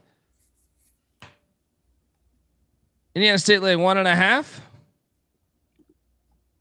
Both teams with the same record. It was a 1-point game last time they played. Salukis won by 1. I'm on the Sycamores here at the Bird Bath, so let's go. I'm tempted. You could talk me into betting the Sycamores at the Bird Bath, but they've been pretty good at home. They're 7-4. Salukis been terrible on the road, 3-8. I know Indiana State had kind of hit a rough patch lately. They're 2-8 in their last 10, but they did take down Evansville by 21 the other night. I think this team's better than their actual record, so I am going to lock this actually. Lay the 1.5 with Indiana State. Mac? I'm kind of torn on this one. I'll lay with Indiana State, but I don't have a lot of conviction on this game. No bet for me. Indiana State. Bieniek? Yeah, that's my exact handicap and analysis. Sycamores, really, these two teams have been all over the place this year, so I have no confidence in the pick. Folks, I want to tell you the college basketball experience is brought to you by Kalshi. Yes, Kalshi is a real money prediction market, legal in all 50 states. Yes, Kalshi has a ton of trading options for your favorite sports. And besides sports, I got a ton of other great stuff in markets like politics, entertainment, hell, even the weather. It's Kalshi. You can trade anything. New Kalshi customers get $20 when you use the promo code SGPN. That's Kalshi, Kalshi. Promo code SGPN. We're also brought to you by Rebet. Rebet is the #1 social sports book and casino out there, available in 35 plus different states, including California and Texas. Get in on the action with Rebet. Promo code SGPN. Look, 100% purchase match all the way up to $100 with that promo code SGPN. That's Rebet. Promo code SGPN. All right. Next up, we are going to a interesting game. Yale is hitting the Bird Gymnasium. Huh? Non-con game on February 9th. Fun matchup. I see 9.5 right now, by the way, too. So it's going up. You get money coming in on Yale, and rightfully so. They played last January, like not a month ago, but 13 months ago. Yale won by 28 points. But to be fair, that was at Yale. This is at the Bird Gymnasium, where the Howard Bison are 8-3 at home.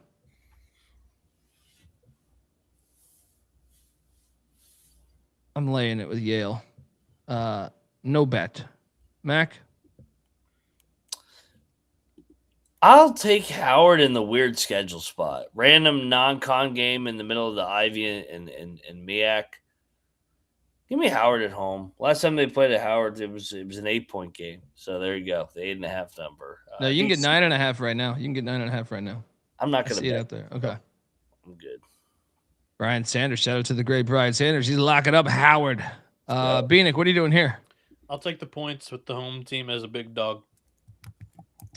All right. Next up, we have Mid-Atlantic Christian taking on Davidson. No line here. Just want to note. Real slugfest here.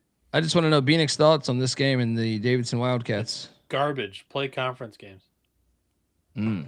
Mac, your thoughts on Mid-Atlantic Christian and Davidson continuing their rivalry? Well, I know why they do it because the A10 gives them a week off. Like each A10 team will get like 7 days off for 1 week out of the season. So they said, all right, instead of taking 6 days off, we'll crowbar a D2 in there in the middle. Like the non-con game in February, even if like it's just sprinkled in like non-con all throughout the entire calendar, I'm okay with. It's just, why are you playing D2 team when you're in the heat of conference play? To me, it doesn't make any sense. You're probably not going to be able to get another team from another league, most likely. I mean, that's why I kind of was shocked at that Howard Yale game. That was kind of random. Yeah. Anyway. Next up, we have Houston Christian, the CVS, heading to Lake Charles, Louisiana to take on McNeese. McNeese is laying 18.5. They played in Houston in December, and the Cowboys won by 10. They were losing a lot of the game. Dude, but they're 11-0 at home here. I know. I'm actually going to lay it. No bet. Yeah, no bet. Houston Christian's been worse since they were all right through the first 2 months of the year, and they've ran out of steam a little bit. It's a big number though, so I thought about it. I was like, man, can this be like a 14-point game, 15-point game? But I'm staying away. Yeah, I think that they'll be locked in on this one, McNeese, because like I said, Houston Christian led for 30 minutes in that game and then just folded late. So yeah, give me McNeese a blow it open late. I'll lay it. No bet. I'm not betting this game. Yeah, I'm on the pokes, and I'm not touching that. That's just a bit too many, and the spot doesn't really call for it. So, What the fuck is the chat talking about? Shout out to Bama One. Did you do it? Next up, we have some weirdos out there, man. The Mexicans are heading to beautiful Thibodaux, Louisiana, to take on the Nazis. The Mexicans have won 7 straight, boys. Yeah. The Nazis been all over the place here, but where? I just want to load up the standings here. I just want to see. Didn't the Nazis beat the Mexicans the first meeting? It was a tight game, I think. What, 70? Yeah, 71. Yeah, they won by 2 on New Year's Eve. Yes, I remember that game. I'm going to take the Mexicans. But just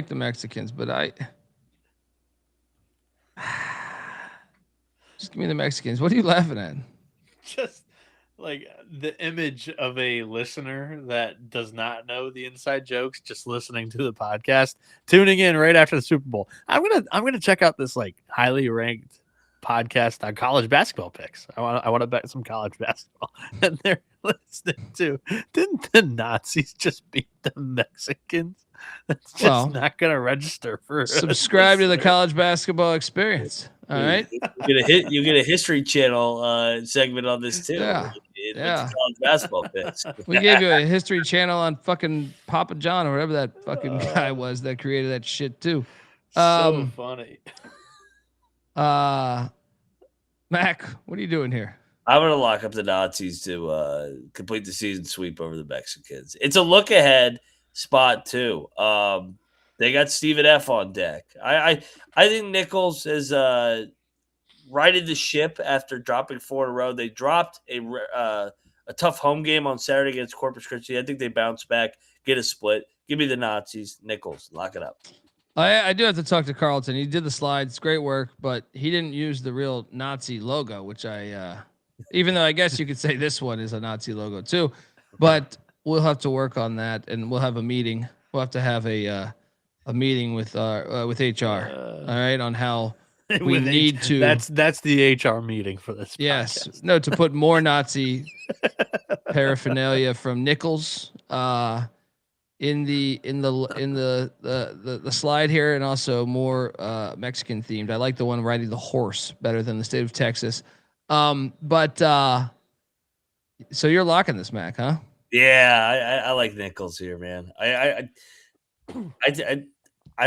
think that they are. I like him as a home dog. And I'm gonna fade the Mexicans winners 7 in a row. Got Stephen F on deck. Season sweep for the Nazis. Moneyline McIntosh taking the Nazis to win outright in Thibodeau. Bieniek? The cocktail napkin loves the Vaqueros here, and I just can't get there.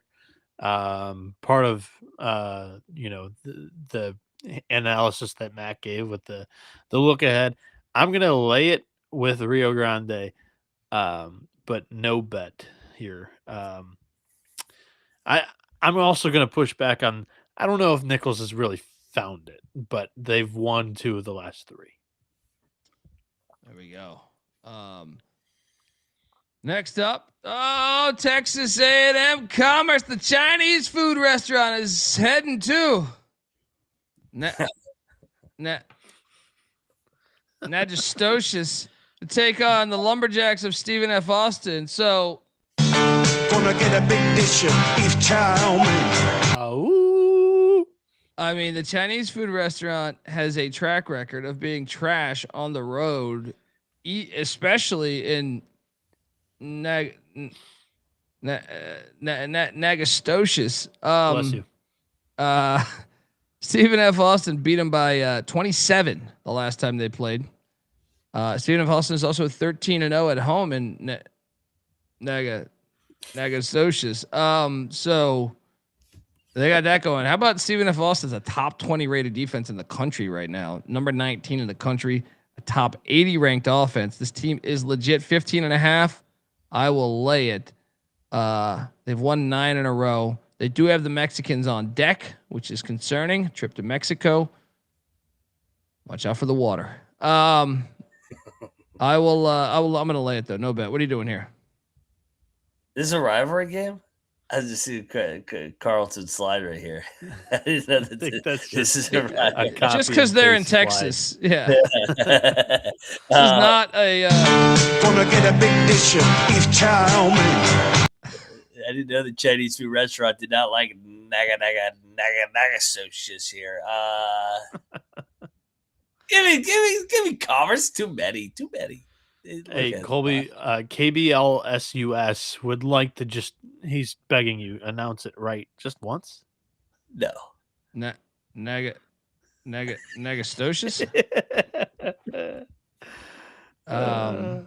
Yeah. Nagastosius. Stosius? I think it's Stosius. Nagastosius. Yes. Bieniek, what are you doing here with the Chinese food restaurant? I'll order up some almond breaded chicken from the Chinese food restaurant. Gonna get a big dish of beef chow mein. I'll pass on the rice and the dumplings and the I don't know. I'll take the Chinese fortune cookie though. Yeah, you'll take the chicken tenders, all right, sir. Hey, he's giving you a pronunciation of how. You see this Kung Pao chicken you're doing here? Can you do it in one big tender form? Hey Colby, he'd like to pronounce it like that. Yeah, I'm not a fucking jukebox, bro. All right, so fuck off. All right. Next up, does he not realize how the show goes? The more you say something or you want something to happen, it's gonna go the opposite way to fuck with you. Alabama A&M is at Grambling in Grambling, Louisiana. Grambling laying 4.5. This is the final leg of my Swac parlay. What's our standings right now in the Swac again? I think A&M is towards the bottom, right? They're both right in the middle, 5-4 and 5-5. Laying 4.5 is a big number in this league. Mm-hmm. But here I am. I'm gonna do it. I'm gonna lay the 4.5 with Grambling. I don't like A&M away from that fucked up building you always talk about. So give me Grambling, last leg of the parlay. Let's go.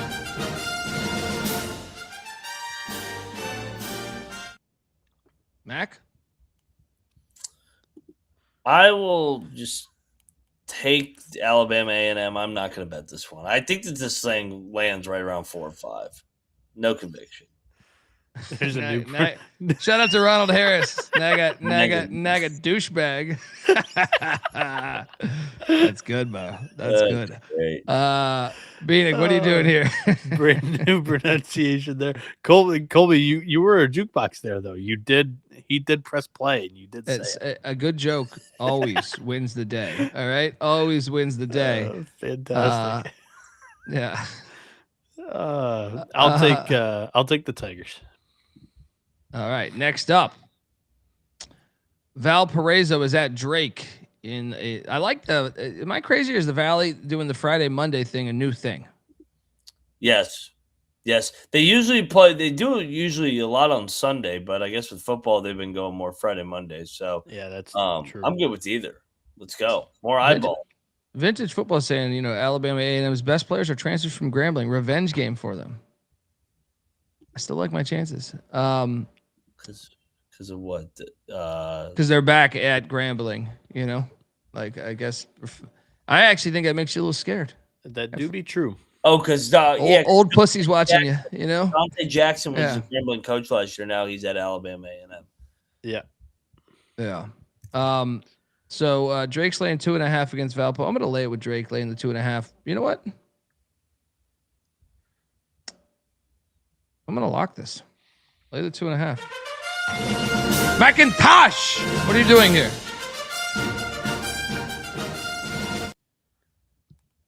I'm sorry. I'm going back. I'm going to lock up Grambling. Yeah. I dropped the ball on that. I usually highlight the coaching intertwines, and I always like to fade the coach going back to the scene of the crime. So Jackson going back to Grambling. I'll lock up Grambling. Yeah, the revenge. Whoever was commenting that in the YouTube chat typically goes the other way. Like whoever left, whether it be a coach or a player, there's not much hostility. Like they're taking the job to improve kind of their way of life or their status in the sport or coaching ranks. The team that was left for the other one is the one that wants the revenge. So, Patrick Crary, get up spot. Let's go. He's gonna have Grambling. Double lock on these Grambling Tigers. We Tigers on this show. But we go beat Ole Miss. Want to congratulate Sam Donald. Tried recruiting him out of Sacramento High School back in 2004. Went down there, talked to his broke bread with his parents. And go Tigers. What door did the cash go through, Colby? I went through the back door back then. He's just that character. He's Blake Clark. Shout out to Blake Clark, by the way, from Waterboy. Who'd you end up on this one? Drake?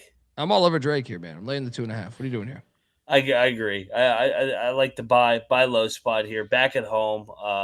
They off 2 tough road games against 2 contenders. Get right spot. Let's go, Drake. Yeah, Boom. 3 losses in a row. Are you with it? Are you with it, Bieniek? No, I'm not betting it, but I am taking Drake. Double lock on them Drake Bodos.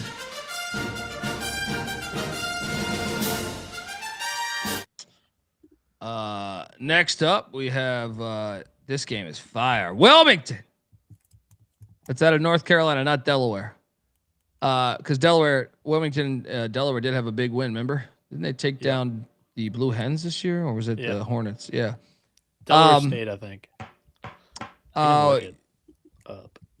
UNC Wilmington catching 1.5 in Charleston. This is a CBS Sports Network prime time. For first place.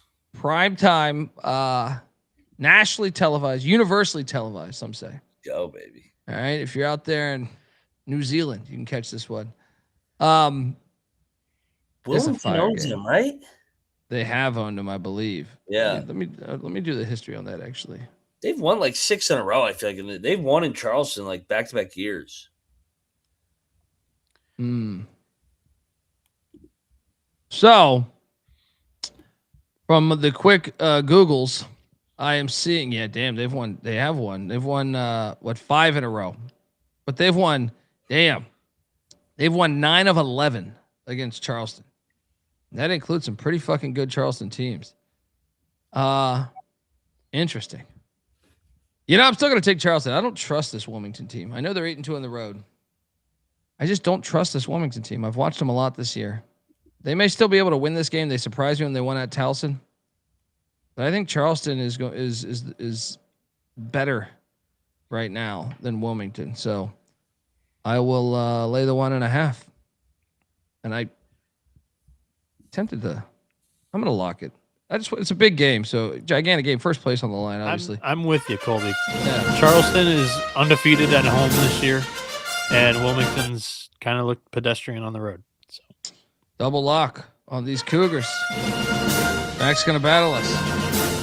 I know this thing. He tries to be all silent over here, and he just sits there and like nods his head like a goddamn fucking maniac. He's like, it's like getting ready for a fight. Foxhole. They just dropped a fucking home game to Bill and Mary. They're undefeated against the CAA, not named Bill and Mary. Foxhole here. I'm sorry. What about Bill and Mary? Yeah, blow it up. Blow it up in a foxhole, baby. Wilmington's gonna beat these soft ass Cougars. Let's go. Here we go. Tequila Siddle are tougher. Wilmington's tougher than these foo Charleston boys. What is best in life? To crush your enemies, see them driven before you. We got a battle. Dundee. Bieniek on the Cougs. McIntyre on the Seahawks.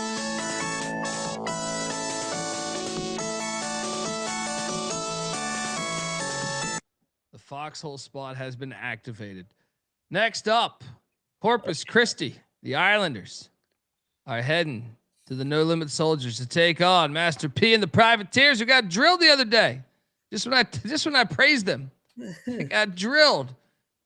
Oh yeah, New Orleans got to get him here. This is the spot right here. All right, because on New Year's Eve, Corpus Christi got him in Corpus Christi by 14.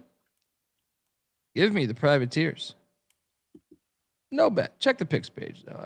If I'm up, I might be jumping in on these Privateers. Mac, what are you doing here? I like the spot for New Orleans as well.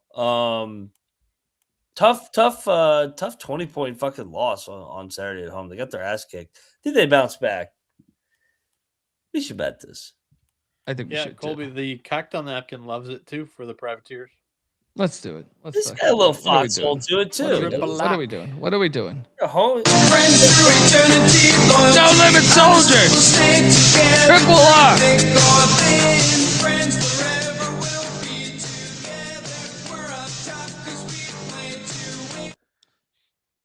I mean, look at this guy, Colby. Does he not know that they've knocked off TCU this year or what?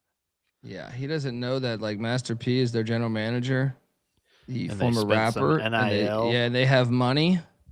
He's coming in here just blind, doesn't know what the fuck he's talking about here. So this next game we have to talk about for a while. Oh God. So I have been just fading the Delta Devils and making just a shit ton of cash really in the past like 3 weeks. Pull up their ATS record because I feel like I have not lost a game. I know they had, I lost that. There was one that was really close, but besides that, I want to say I'm like 7-1 in the last 8 Mississippi Valley State bets. And the reason why I bring this up, this is a historical rivalry in the state of Mississippi. MVSU 11-11 against the spread. Yeah, but what's average, like the past 2 weeks? Oh, I can't do that. They were good early, so they're really average cover margin of negative 22 points. Let's do conference play though. We can do conference play. I believe I mean, well, I guess some of the numbers probably matter what they close at too, but because I know one of the games I got lucky as fuck, dude, hit a 3. They are 4-5 against the spread in conference play. Average cover margin of -15.5. Yeah, yeah. So the reason why I bring this up is obviously a historical rivalry game. But what if I told you guys that Alcorn State is on a 12-game win streak against them, right? And the last time they played in Lorman, say last February, which I know this isn't in Lorman, but they won by 47. Jesus Christ. Now, to be fair, Alcorn's not that good this year, though. They are not as good. It was an 8-point game last time they played in whatever fucking town, Itabena. Yeah. I still think this is a system play. We just have to take Alcorn until I start Mississippi losing. Delta. I'm looking right now at Valley State. Dude, you didn't say this either. They only scored 39 the last time they visited Alcorn. That's what I'm saying, dude. Like, hold on here. So should we lock? They only lost by 8 though the last time they hosted them, and that was a better Alcorn team. Alcorn went 11-7 in league last year. This year they're terrible. But is this a worse Valley State team? This is a really bad. No, I think Valley State's actually been competitive this year. I couldn't say that in years past. They've covered and dude, Alcorn played Bethune. I know the final score said 9. Alcorn was at Utah Bethune Tech with Doc Bradley, and the shit was like a 2-point game with like 3 minutes left. Yeah, true. Yeah, the best I can say for Valley this year is they took Utah Tech to double overtime and they covered against Manhattan. Look, I'm telling you, I'm telling you, like the month of January, I've made a killing on Mississippi Valley State. Yeah. I'm not getting off the train right now. Give me Alcorn -6.5 lock. Mac, you're not, or you are. No, I don't believe they can. I just don't. Oh, prove it to me. Made money betting against them, not betting on them. Yes. So your wording was screwing me up there. I'm not known for my words. That's why it's a talk show. But I will lay the 6.5. I know it's crazy. We're still doing it. Prove it to me, Valley State. Prove it to me that you can cover one of these fucking games. Mac? I'll lay a no bet. I'm not locking Alcorn on the road -6. Mac doesn't believe in DD, so he's being disrespectful. Look, let me tell you about Alcorn State on the road. 3-point loss at Jackson State.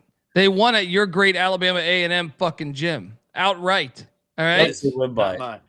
2, 64-62. 6.5. Right? Lot for them. I mean, dude, they were playing Bethune good last Monday. Or the Monday before that, whatever the fuck it was. Anyway. I'm good. Let's go. Bieniek, what are you doing here? Too many points. Delta Devils. Oh, boy. Give me MTSU. Tell me you're locking this. Lock this. No, hell no. But historical rivalry. Must watch.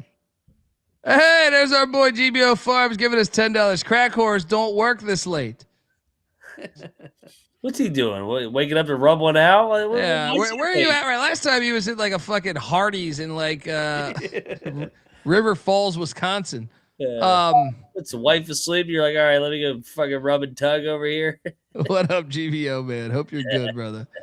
Appreciate you, man. Next up, Belmont Bradley. This game's fire.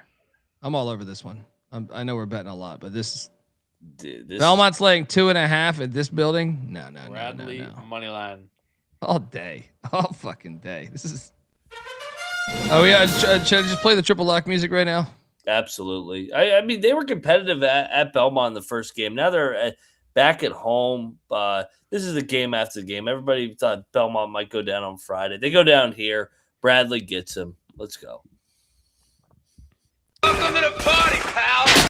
Triple lock on the Bradley Braves. Honesty will stay together through thick or thin. Friends forever will be together. We're up top 'cause we play to win. I appreciate Nikki saying, well, why the hell am I up this late then? Waiting for him. Next up, we have Illinois State heading to Evansville, Indiana. Illinois State laying 9.5. That's too much for me. Give me Evansville. I had this one with a question mark when I was looking at the games, but right now, since I'm betting more games than I anticipated, I'll stay away. Mac? I like. I'll take Evansville. That's a fringe lock for me. Yeah. Who's Illinois State got on deck? They have Valpo on deck. Then they get into the final gauntlet of the year. After that Valpo game, they have UIC, Murray, Bradley, UNI, and Belmont. I feel like Evansville's been chipping away at some of these games. But they just can't finish. No bet for me. Bieniek, what are you doing here? Illinois State. Don't walk it. Next up, Delaware State is in Durham, North Carolina, taking on NC Central. Let's go to the MEAC right now, where obviously Howard is not playing a conference game right now. They are one game back from first. Currently in first place is the Morgan State Bears, one of the better stories going on right now in college basketball. Central, Lavelle Milton's bunch, is one game back as well, so they're tied with Howard. And then Eric Martin and South Carolina State are 1.5 games back, and those pesky Maryland Eastern Shore Hawks are 2 games back, tied with Norfolk State. Delaware State is behind Coppin State somehow. Did anyone? How's that? How the fuck that happened? They got swept by him. They got swept by him. I was listening to your guys. Recap on the way back up this morning. I was like, God, Coppin fucking swept Delaware. What the that was just a hilarious game ball that I wanted to give, and I was like, oh shit. They have 2 wins this year. Oh, they're both against Delaware State. They should be put on probation for that. Hilarious. Like you got to sit out. You got to sit out for an extended period. They of time. just felt bad and they wanted to donate some wins.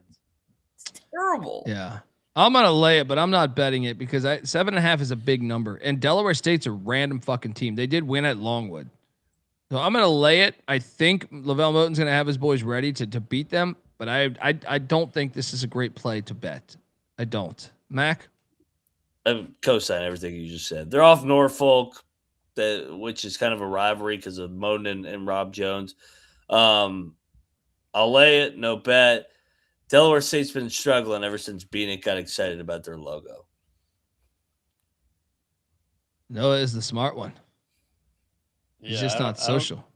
KBL is just on what's he trying to? Was he trying to fuck you? Yeah, what the fuck is going on over there? He's on a warpath in the YouTube chat, so I don't know. Motherfucker's weird. Yeah, what's going on? Watch Bieniek when you go out to the bars, order bottled beer. So you and tell him to keep the top on. You twist those fucking things off. This guy's gonna try to fuck you. Well, yeah, he's What's saying a cornhole, Bieniek? Right, watch out, buddy. I'm socially awkward. I do not like crowds. But that's not being socially awkward. That's just there's too many fucking people. Just saying, don't order that vodka Coke you normally do. Vodka, right. Coca-Cola, double. Alrighty. All right. Give me a lid. I'd like a little bit of a lid for my cup, please. Thank you. With my chicken tendies. Give me the points. Too many in the MEAC. KBL is going to be saying, the first time I ever saw your dick, I had never seen anything so big and thick. Yeah. You're on Central, Bieniek? No. Too many points in the MEAC. I do appreciate him giving me credit for how good I am at picking baseball games. Can't wait for the season comeback. Friday morning, baby. Next up, we have Friday morning. Can't wait. Oregon at Indiana. Oregon almost. What the hell was that, by the way, in West Lafayette? Did you guys catch that the other day? Dude, fucking Purdue is lucky as fuck to win that game. I'm locking up Oregon here. They're staying in this game. Well, They're staying in this fucking game. This is a really tough spot for me to handicap. Is it a heartbreak spot off of they gave Purdue hell the other night, and are they just going to fall flat on their face here against Indiana, or do they build a little bit of momentum off of a non-result? I just think it's too much. I think Oregon maybe leaving the state of Oregon helped Oregon. Yeah, because I came in with Oregon. Biddle came back against Purdue. Yeah, I came in with a lock on Oregon because Indiana just went to overtime on Saturday too, and had a lucky win pulled out of their ass as well. So I like the Ducks. Should we triple lock a little quack here? Quack quack, quack quack. Mac, talk. Oregon live on the money line. They Biddle's back in the lineup. Indiana just had to play an extra fucking session of overtime in a game that was chaotic against Wisconsin. Oregon just stayed out there practicing the Assembly Hall. Indiana's got Illinois on deck. Sleepy spot. Altman traditionally is a dog too. Pretty damn good. Let's go. Oregon. Quack, quack, quack, quack, quack, quack, quack, quack. Flying V, boys. Friends through eternity, loyalty, honesty will stay together. Triple lock on the Ducks. Friends forever will be together. We're up top 'cause we play to win. That's a great drop, Colby. Didn't we get flagged for that though a couple of years ago? We'll find out tomorrow. Yeah. I think that's the reason why I got flagged for Iron Eagle at one point, but then I thought I played it again and they didn't catch it. So no, the hilarious part or the memory I have of that is like you guys all took Oregon one week, and then the SGP guys even put a clip out like you guys doing the quack quack quack, and they got destroyed or whatever. I forget what it was, but it was Georgia. They played Georgia in the opener. That's my memory, and I thought that's why we don't use that drop, but I don't know. Maybe I'm drunk. You might be right. I don't remember. But let me ask you something. Would you guys be shocked if Oregon won this outright? No. Stay tuned. That might be my dog on the I was about to say, as my thought was like, this could be a sneaky little game here. I think we might have to sprinkle that money line. Indiana, folks, what's up? Last thought. Indiana too, like their margin of error is not that huge. Like they're more of a grinded out team. It plays slow with DeVries. He dropped some big games as favorites last year in Morgantown. Wouldn't shock me if the Ducks got him. Yeah. Hey, GBO Farms. We just dropped a football episode on this matter, but yes, he is keeping Rolovich. That was actually JKS, the quarterback, the star freshman quarterback for Cal. From what I've been told, he was returning for a lot more money, but also with the deal that Rolovich was returning with them. So he's their head offensive analyst, or I think he's assistant head coach, something like that. He's not their OC, but he is. He's definitely the reason why I think JKS came back, because he interviewed for the Coastal Carolina gig. So, but check out the show. We're going to talk about all the Group of 5 coaching shit, and we just dropped an episode talking every FBS coach and coming in coordinator wise. So check all that shit out. But folks, right now I want to tell you that the college basketball experience is brought to you by Underdog Fantasy. Yes, Underdog has you covered for pick'em for almost every sport. Get in on Underdog and win up to 5,000 times the amount of money you enter. Underdog's got a brand new offer for new customers as well. Play $5, get $75 in bonus funds when you sign up with our promo code. That is TCESGPN. So do that and let it ride. We're also brought to you by Rhythm. Rhythm has been on a heater for college basketball and NBA picks recently, so you want to check them out. Super easy to sign up. Run predictions off the house model, or you can make your own and mess around with those sliders. If you're looking to go premium, use the promo code SGPN25 when you download the Rhythm app for 25% off your first month. Download Rhythm, RITHMM, promo code SGPN25. Shout out to Bama 1. Bama 1. That's our people right there. Next up. Thought I pressed the button. There we go. Ooh. The game of the day. The by God number 1 Arizona Wildcats with David fucking Matola backing him. He's probably in Lawrence already, painting his face and shit. But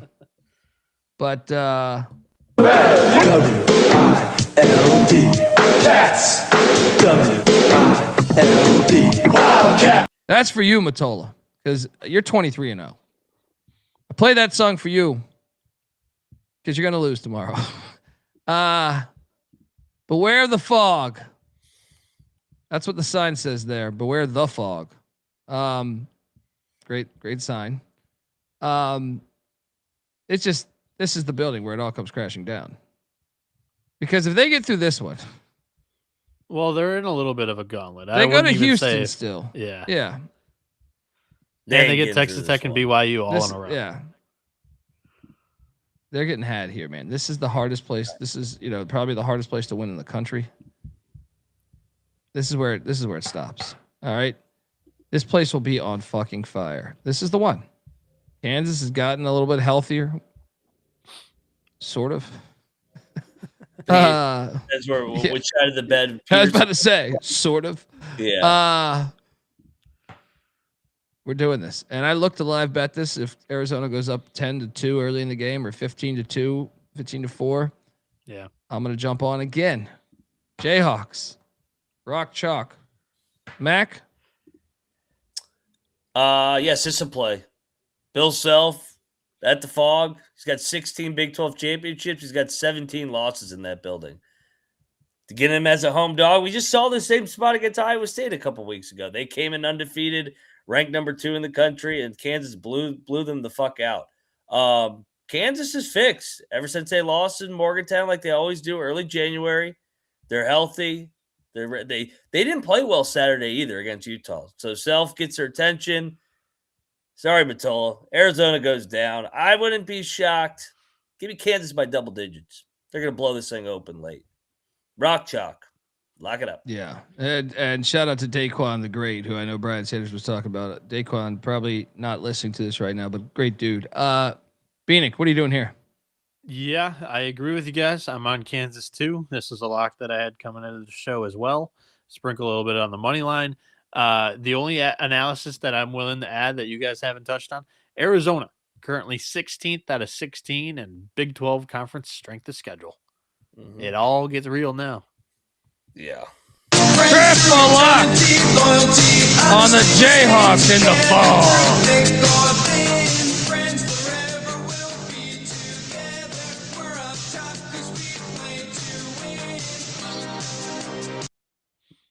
This guy is awfully confident in fading the fog here. We got a large sample size back in the fog. We'll take our chances here, guys. Next up, we have Alabama State heading to Baton Rouge. Southern Jags laying 7.5 against Bama State. That's a big number. Nationally televised, ESPNU. Mm-hmm. Yeah, I got to take the points. I think Southern is better, but it's a little too steep for me. But this will not be part of the Swac parlay. This is the one I'm ruling out of the Swac parlay. But give me the 7.5 in Bama State. Mac? I kind of want to bet Bama State here late. I think they're better than their record. I'm kind of surprised to find them at the bottom of the Swac here at 4-6. Coming off a loss against Grambling, this is the first meeting. They haven't played yet. The second meeting is March 3rd. Yeah, I like Bama State. I think they're undervalued right now. And by the way, College Basketball Gambler said bet Houston to win the Big 12 before the Kansas-Arizona game. Interesting. It's not a bad look. Yeah. For you, bet Kansas to win the Big 12 when they beat Arizona and they beat Houston both in the fog because it's a rigged schedule for the Jayhawks. Like I said back in November. Yeah, that's good. That's a good point too. Very good point. I think I might do that actually. The only thing with Kansas though is they have to go back to Tucson, so they already have 2 losses. They're 2 games back. They have no breathing room right now. Yeah, Tucson, why not? Bieniek, your thoughts on this game? Because Max locking up these Hornets of Alabama State. Should I do it? Should I add this to the fucking parlay? It's the only game I didn't have a great feel on. Yeah, I'm on Southern. I think that Southern has, if not number 1 or number 2, because I think that could be argued for Bethune-Cookman for sure at number 1. But I think Southern's got some talent on this roster that's real. And they've not been healthy, fully healthy a ton, but they're fully healthy right now. So I like Southern. I'll lay it. All right, McIntyre locking up the Hornets of Alabama State.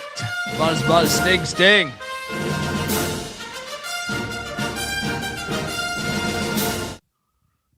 Next up, the final game on the slate. It's a banger. Ooh, buddy. Northern Iowa. I'm seeing this at 5.5 now. Murray State laying 5.5 at home against these Panthers. Oof. This is on CBS Sports Network, nationally televised college basketball. Northern Iowa. 10 o'clock game, late night. Northern Iowa did us a solid the other night by taking down Bradley as we all locked up the Panthers. Up 1. He hasn't played half the games this year, and Kansas has looked great without him too. So, yeah, he doesn't factor into the handicap really at all anymore. How about this, Up 1? Is there a harder place to win in college basketball? I would love to hear the thoughts on why. I mean, I think it's the greatest home court environment in the sport. If not, it's Cameron Indoor. But I'm saying, like, those teams don't lose on that court much. They don't. They just don't. Coming from somebody that's been on the opposing sideline in that building, you got it. So everybody in here should go experience a game at the Fog. That fucking place is special. It's nuts. Yeah. Go in there and then tell me that home court doesn't matter in college basketball. That's the stupidest thing I've ever heard in my life. Yeah. Yeah. Especially when the Zebras play right into it too. Turns into 8-on-5. The crowd influences them. Yeah. I laying 5.5. Give me Northern Iowa in the 5.5. No bet. Is this standalone though? Do we have to bet this? No, right? No. Yeah. But I do I'm want surprised Colby didn't bring up this angle that Bruh brings up in the YouTube chat. Oh, yeah. Oregon moneyline revenge from the college football semifinals. Yeah. I like it, buddy. I like where your head's at, right? You took football from us. We're going to take basketball from you. Just wait till baseball season 2. Yeah, I mean, I just think you don't know, like that building's if you can't see that, I don't even care if Kansas was on the bubble. I think that building, when you put a target, especially when you put a top 10 team in there, good fucking luck. And that's been happening my entire life. Yeah. All right. Well, so you don't need a deep analysis, buddy, when you've watched it your entire fucking life. And I see the chat talking about like the better talent. Kansas has better players than Arizona, or they're on par with one another. Darren Peterson's going to be the number 1 fucking pick in the draft. Yeah. But that's the entire point of why we brought up the conversation. Move him out of the way. They are older. So they have the experience advantage. And I mean, all these guys have played like multiple seasons of really good basketball. And this year, with their star on the bench, with whatever he's been dealing with, maybe his pussy hurts, who knows? They've been very good without him. You talking about KBL or you talking about Peterson? Both. No, KBL likes me, so I like him. That's true. He likes you too much, though, buddy. All right. That's one you're gonna want to, maybe a restraining order. I'm just glad that it's so far beyond the line that you guys don't think he's a burner of mine. So I like that aspect of it. No, we already have one. Noah Bieniek is king in here. Is your burner? Yeah. One or Noah is Noah being king in KB's flush whatever slush. Okay, what's going on here? Slut. KB LSUS. And if it's LSU, well, I don't got damn brain man cold, but they're counting down 7-6-5. I was on a 72-hour bender and I don't have a lot of sleep. Sorry, my words are slipping up. I'm on Northern Iowa, no bet. Mac, what are you doing here? Murray's a fucking streaky team, aren't they? They win like 14 in a row, then they lose 4 in a row. I think they're back. I'll lay with Murray and Lockett in a revenge angle. Woo! Let's go. McIntyre saying race on. Not even drunk. I had like fucking one whiskey neat. What's this guy talking about? Bieniek, what are you doing here? Yeah, I'll lace it. Whoa. I'll lay it with the racers. And I think I'm following the money here too. With the lines increased to like 5.5 within the last couple hours. So is that a lock for you, buddy? No. Staying off. All right. And that is our slate. Pretty fucking great Monday night slate. Is this top plays of all time? Unless like the only thing I think it would be like one of the early November ones where you get like Feast Week or something, where maybe. But yeah, you got to think it's one of the best, at least in February, the best I can recall. Yep. Since they used to do big Monday night back in the day. Like and that was a while ago. Yeah. And I mean, MLK Day is Monday too. So yeah, well, I'll throw that one out just because that's like an exception where you don't have work in school. But yeah, adding the Valley on the Monday card is genius. It is. It really is. Is that going on next week? Real quick, I could look real quick because like I hope so. No, they go back to Sunday. Damn. Bummer. But the whack comes in on Monday next week. We just lost Bieniek before his top plays. KB Slut got him. Can you hear me? Yeah, you're good. You're good. What do you KB Slut there? Top plays of the night. Man, why the fuck is my shit all fucking up right now? Let's start off with well, let's go with Kansas. Yeah, that one's pick of the day, I think, for me too.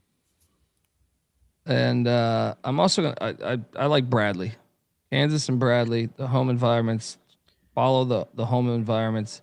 I agree with that one as well. God Quack, damn, give out the same quack with the Oregon Ducks. And I think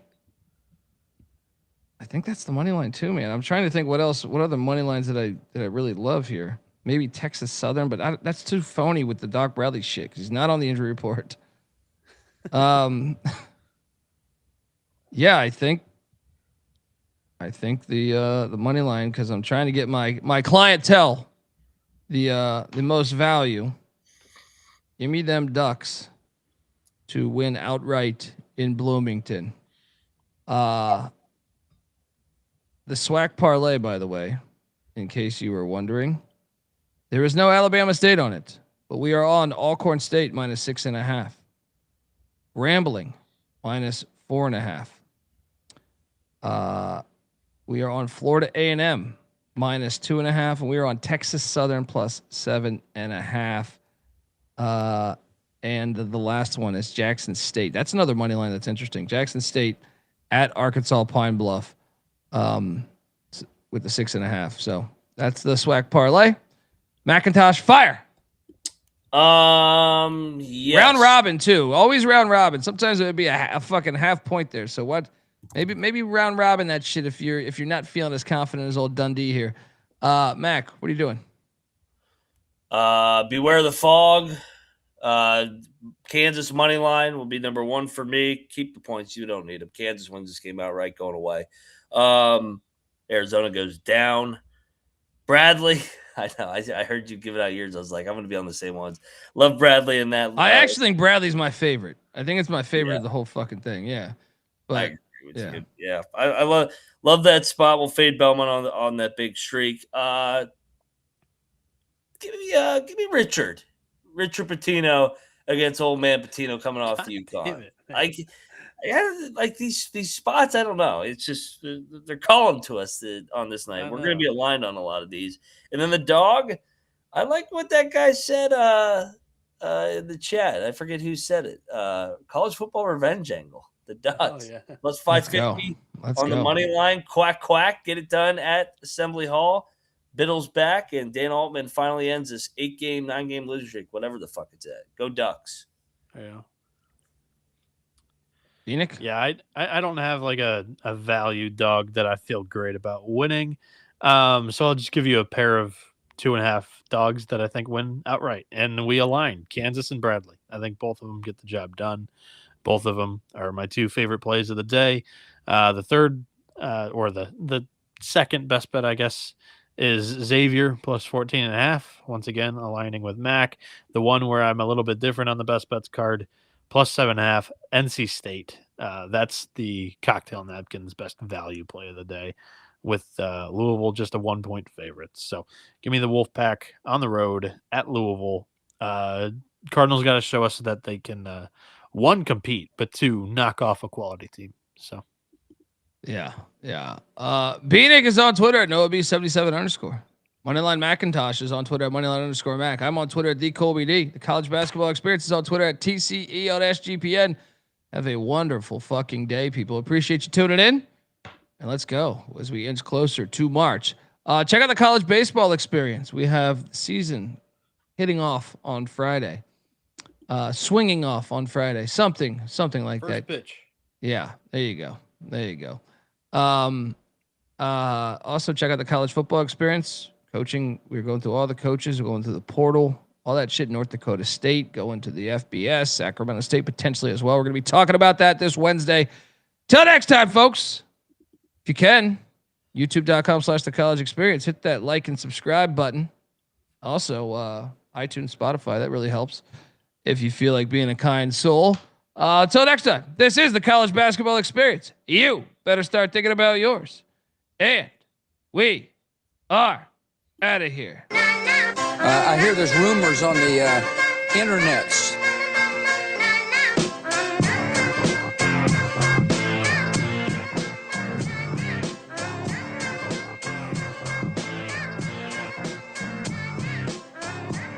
It's got me thinking about the good shit the minute that I seen your grill again. It made me good trip, good dog the mind back like dog will wind that. Man, I didn't get mad when you near me hit me can back, but the comings on was strong. Now my shit's coming along, you know the song. The truth is I'm pretty much on fire again. It's heating up for real, I'm alive again.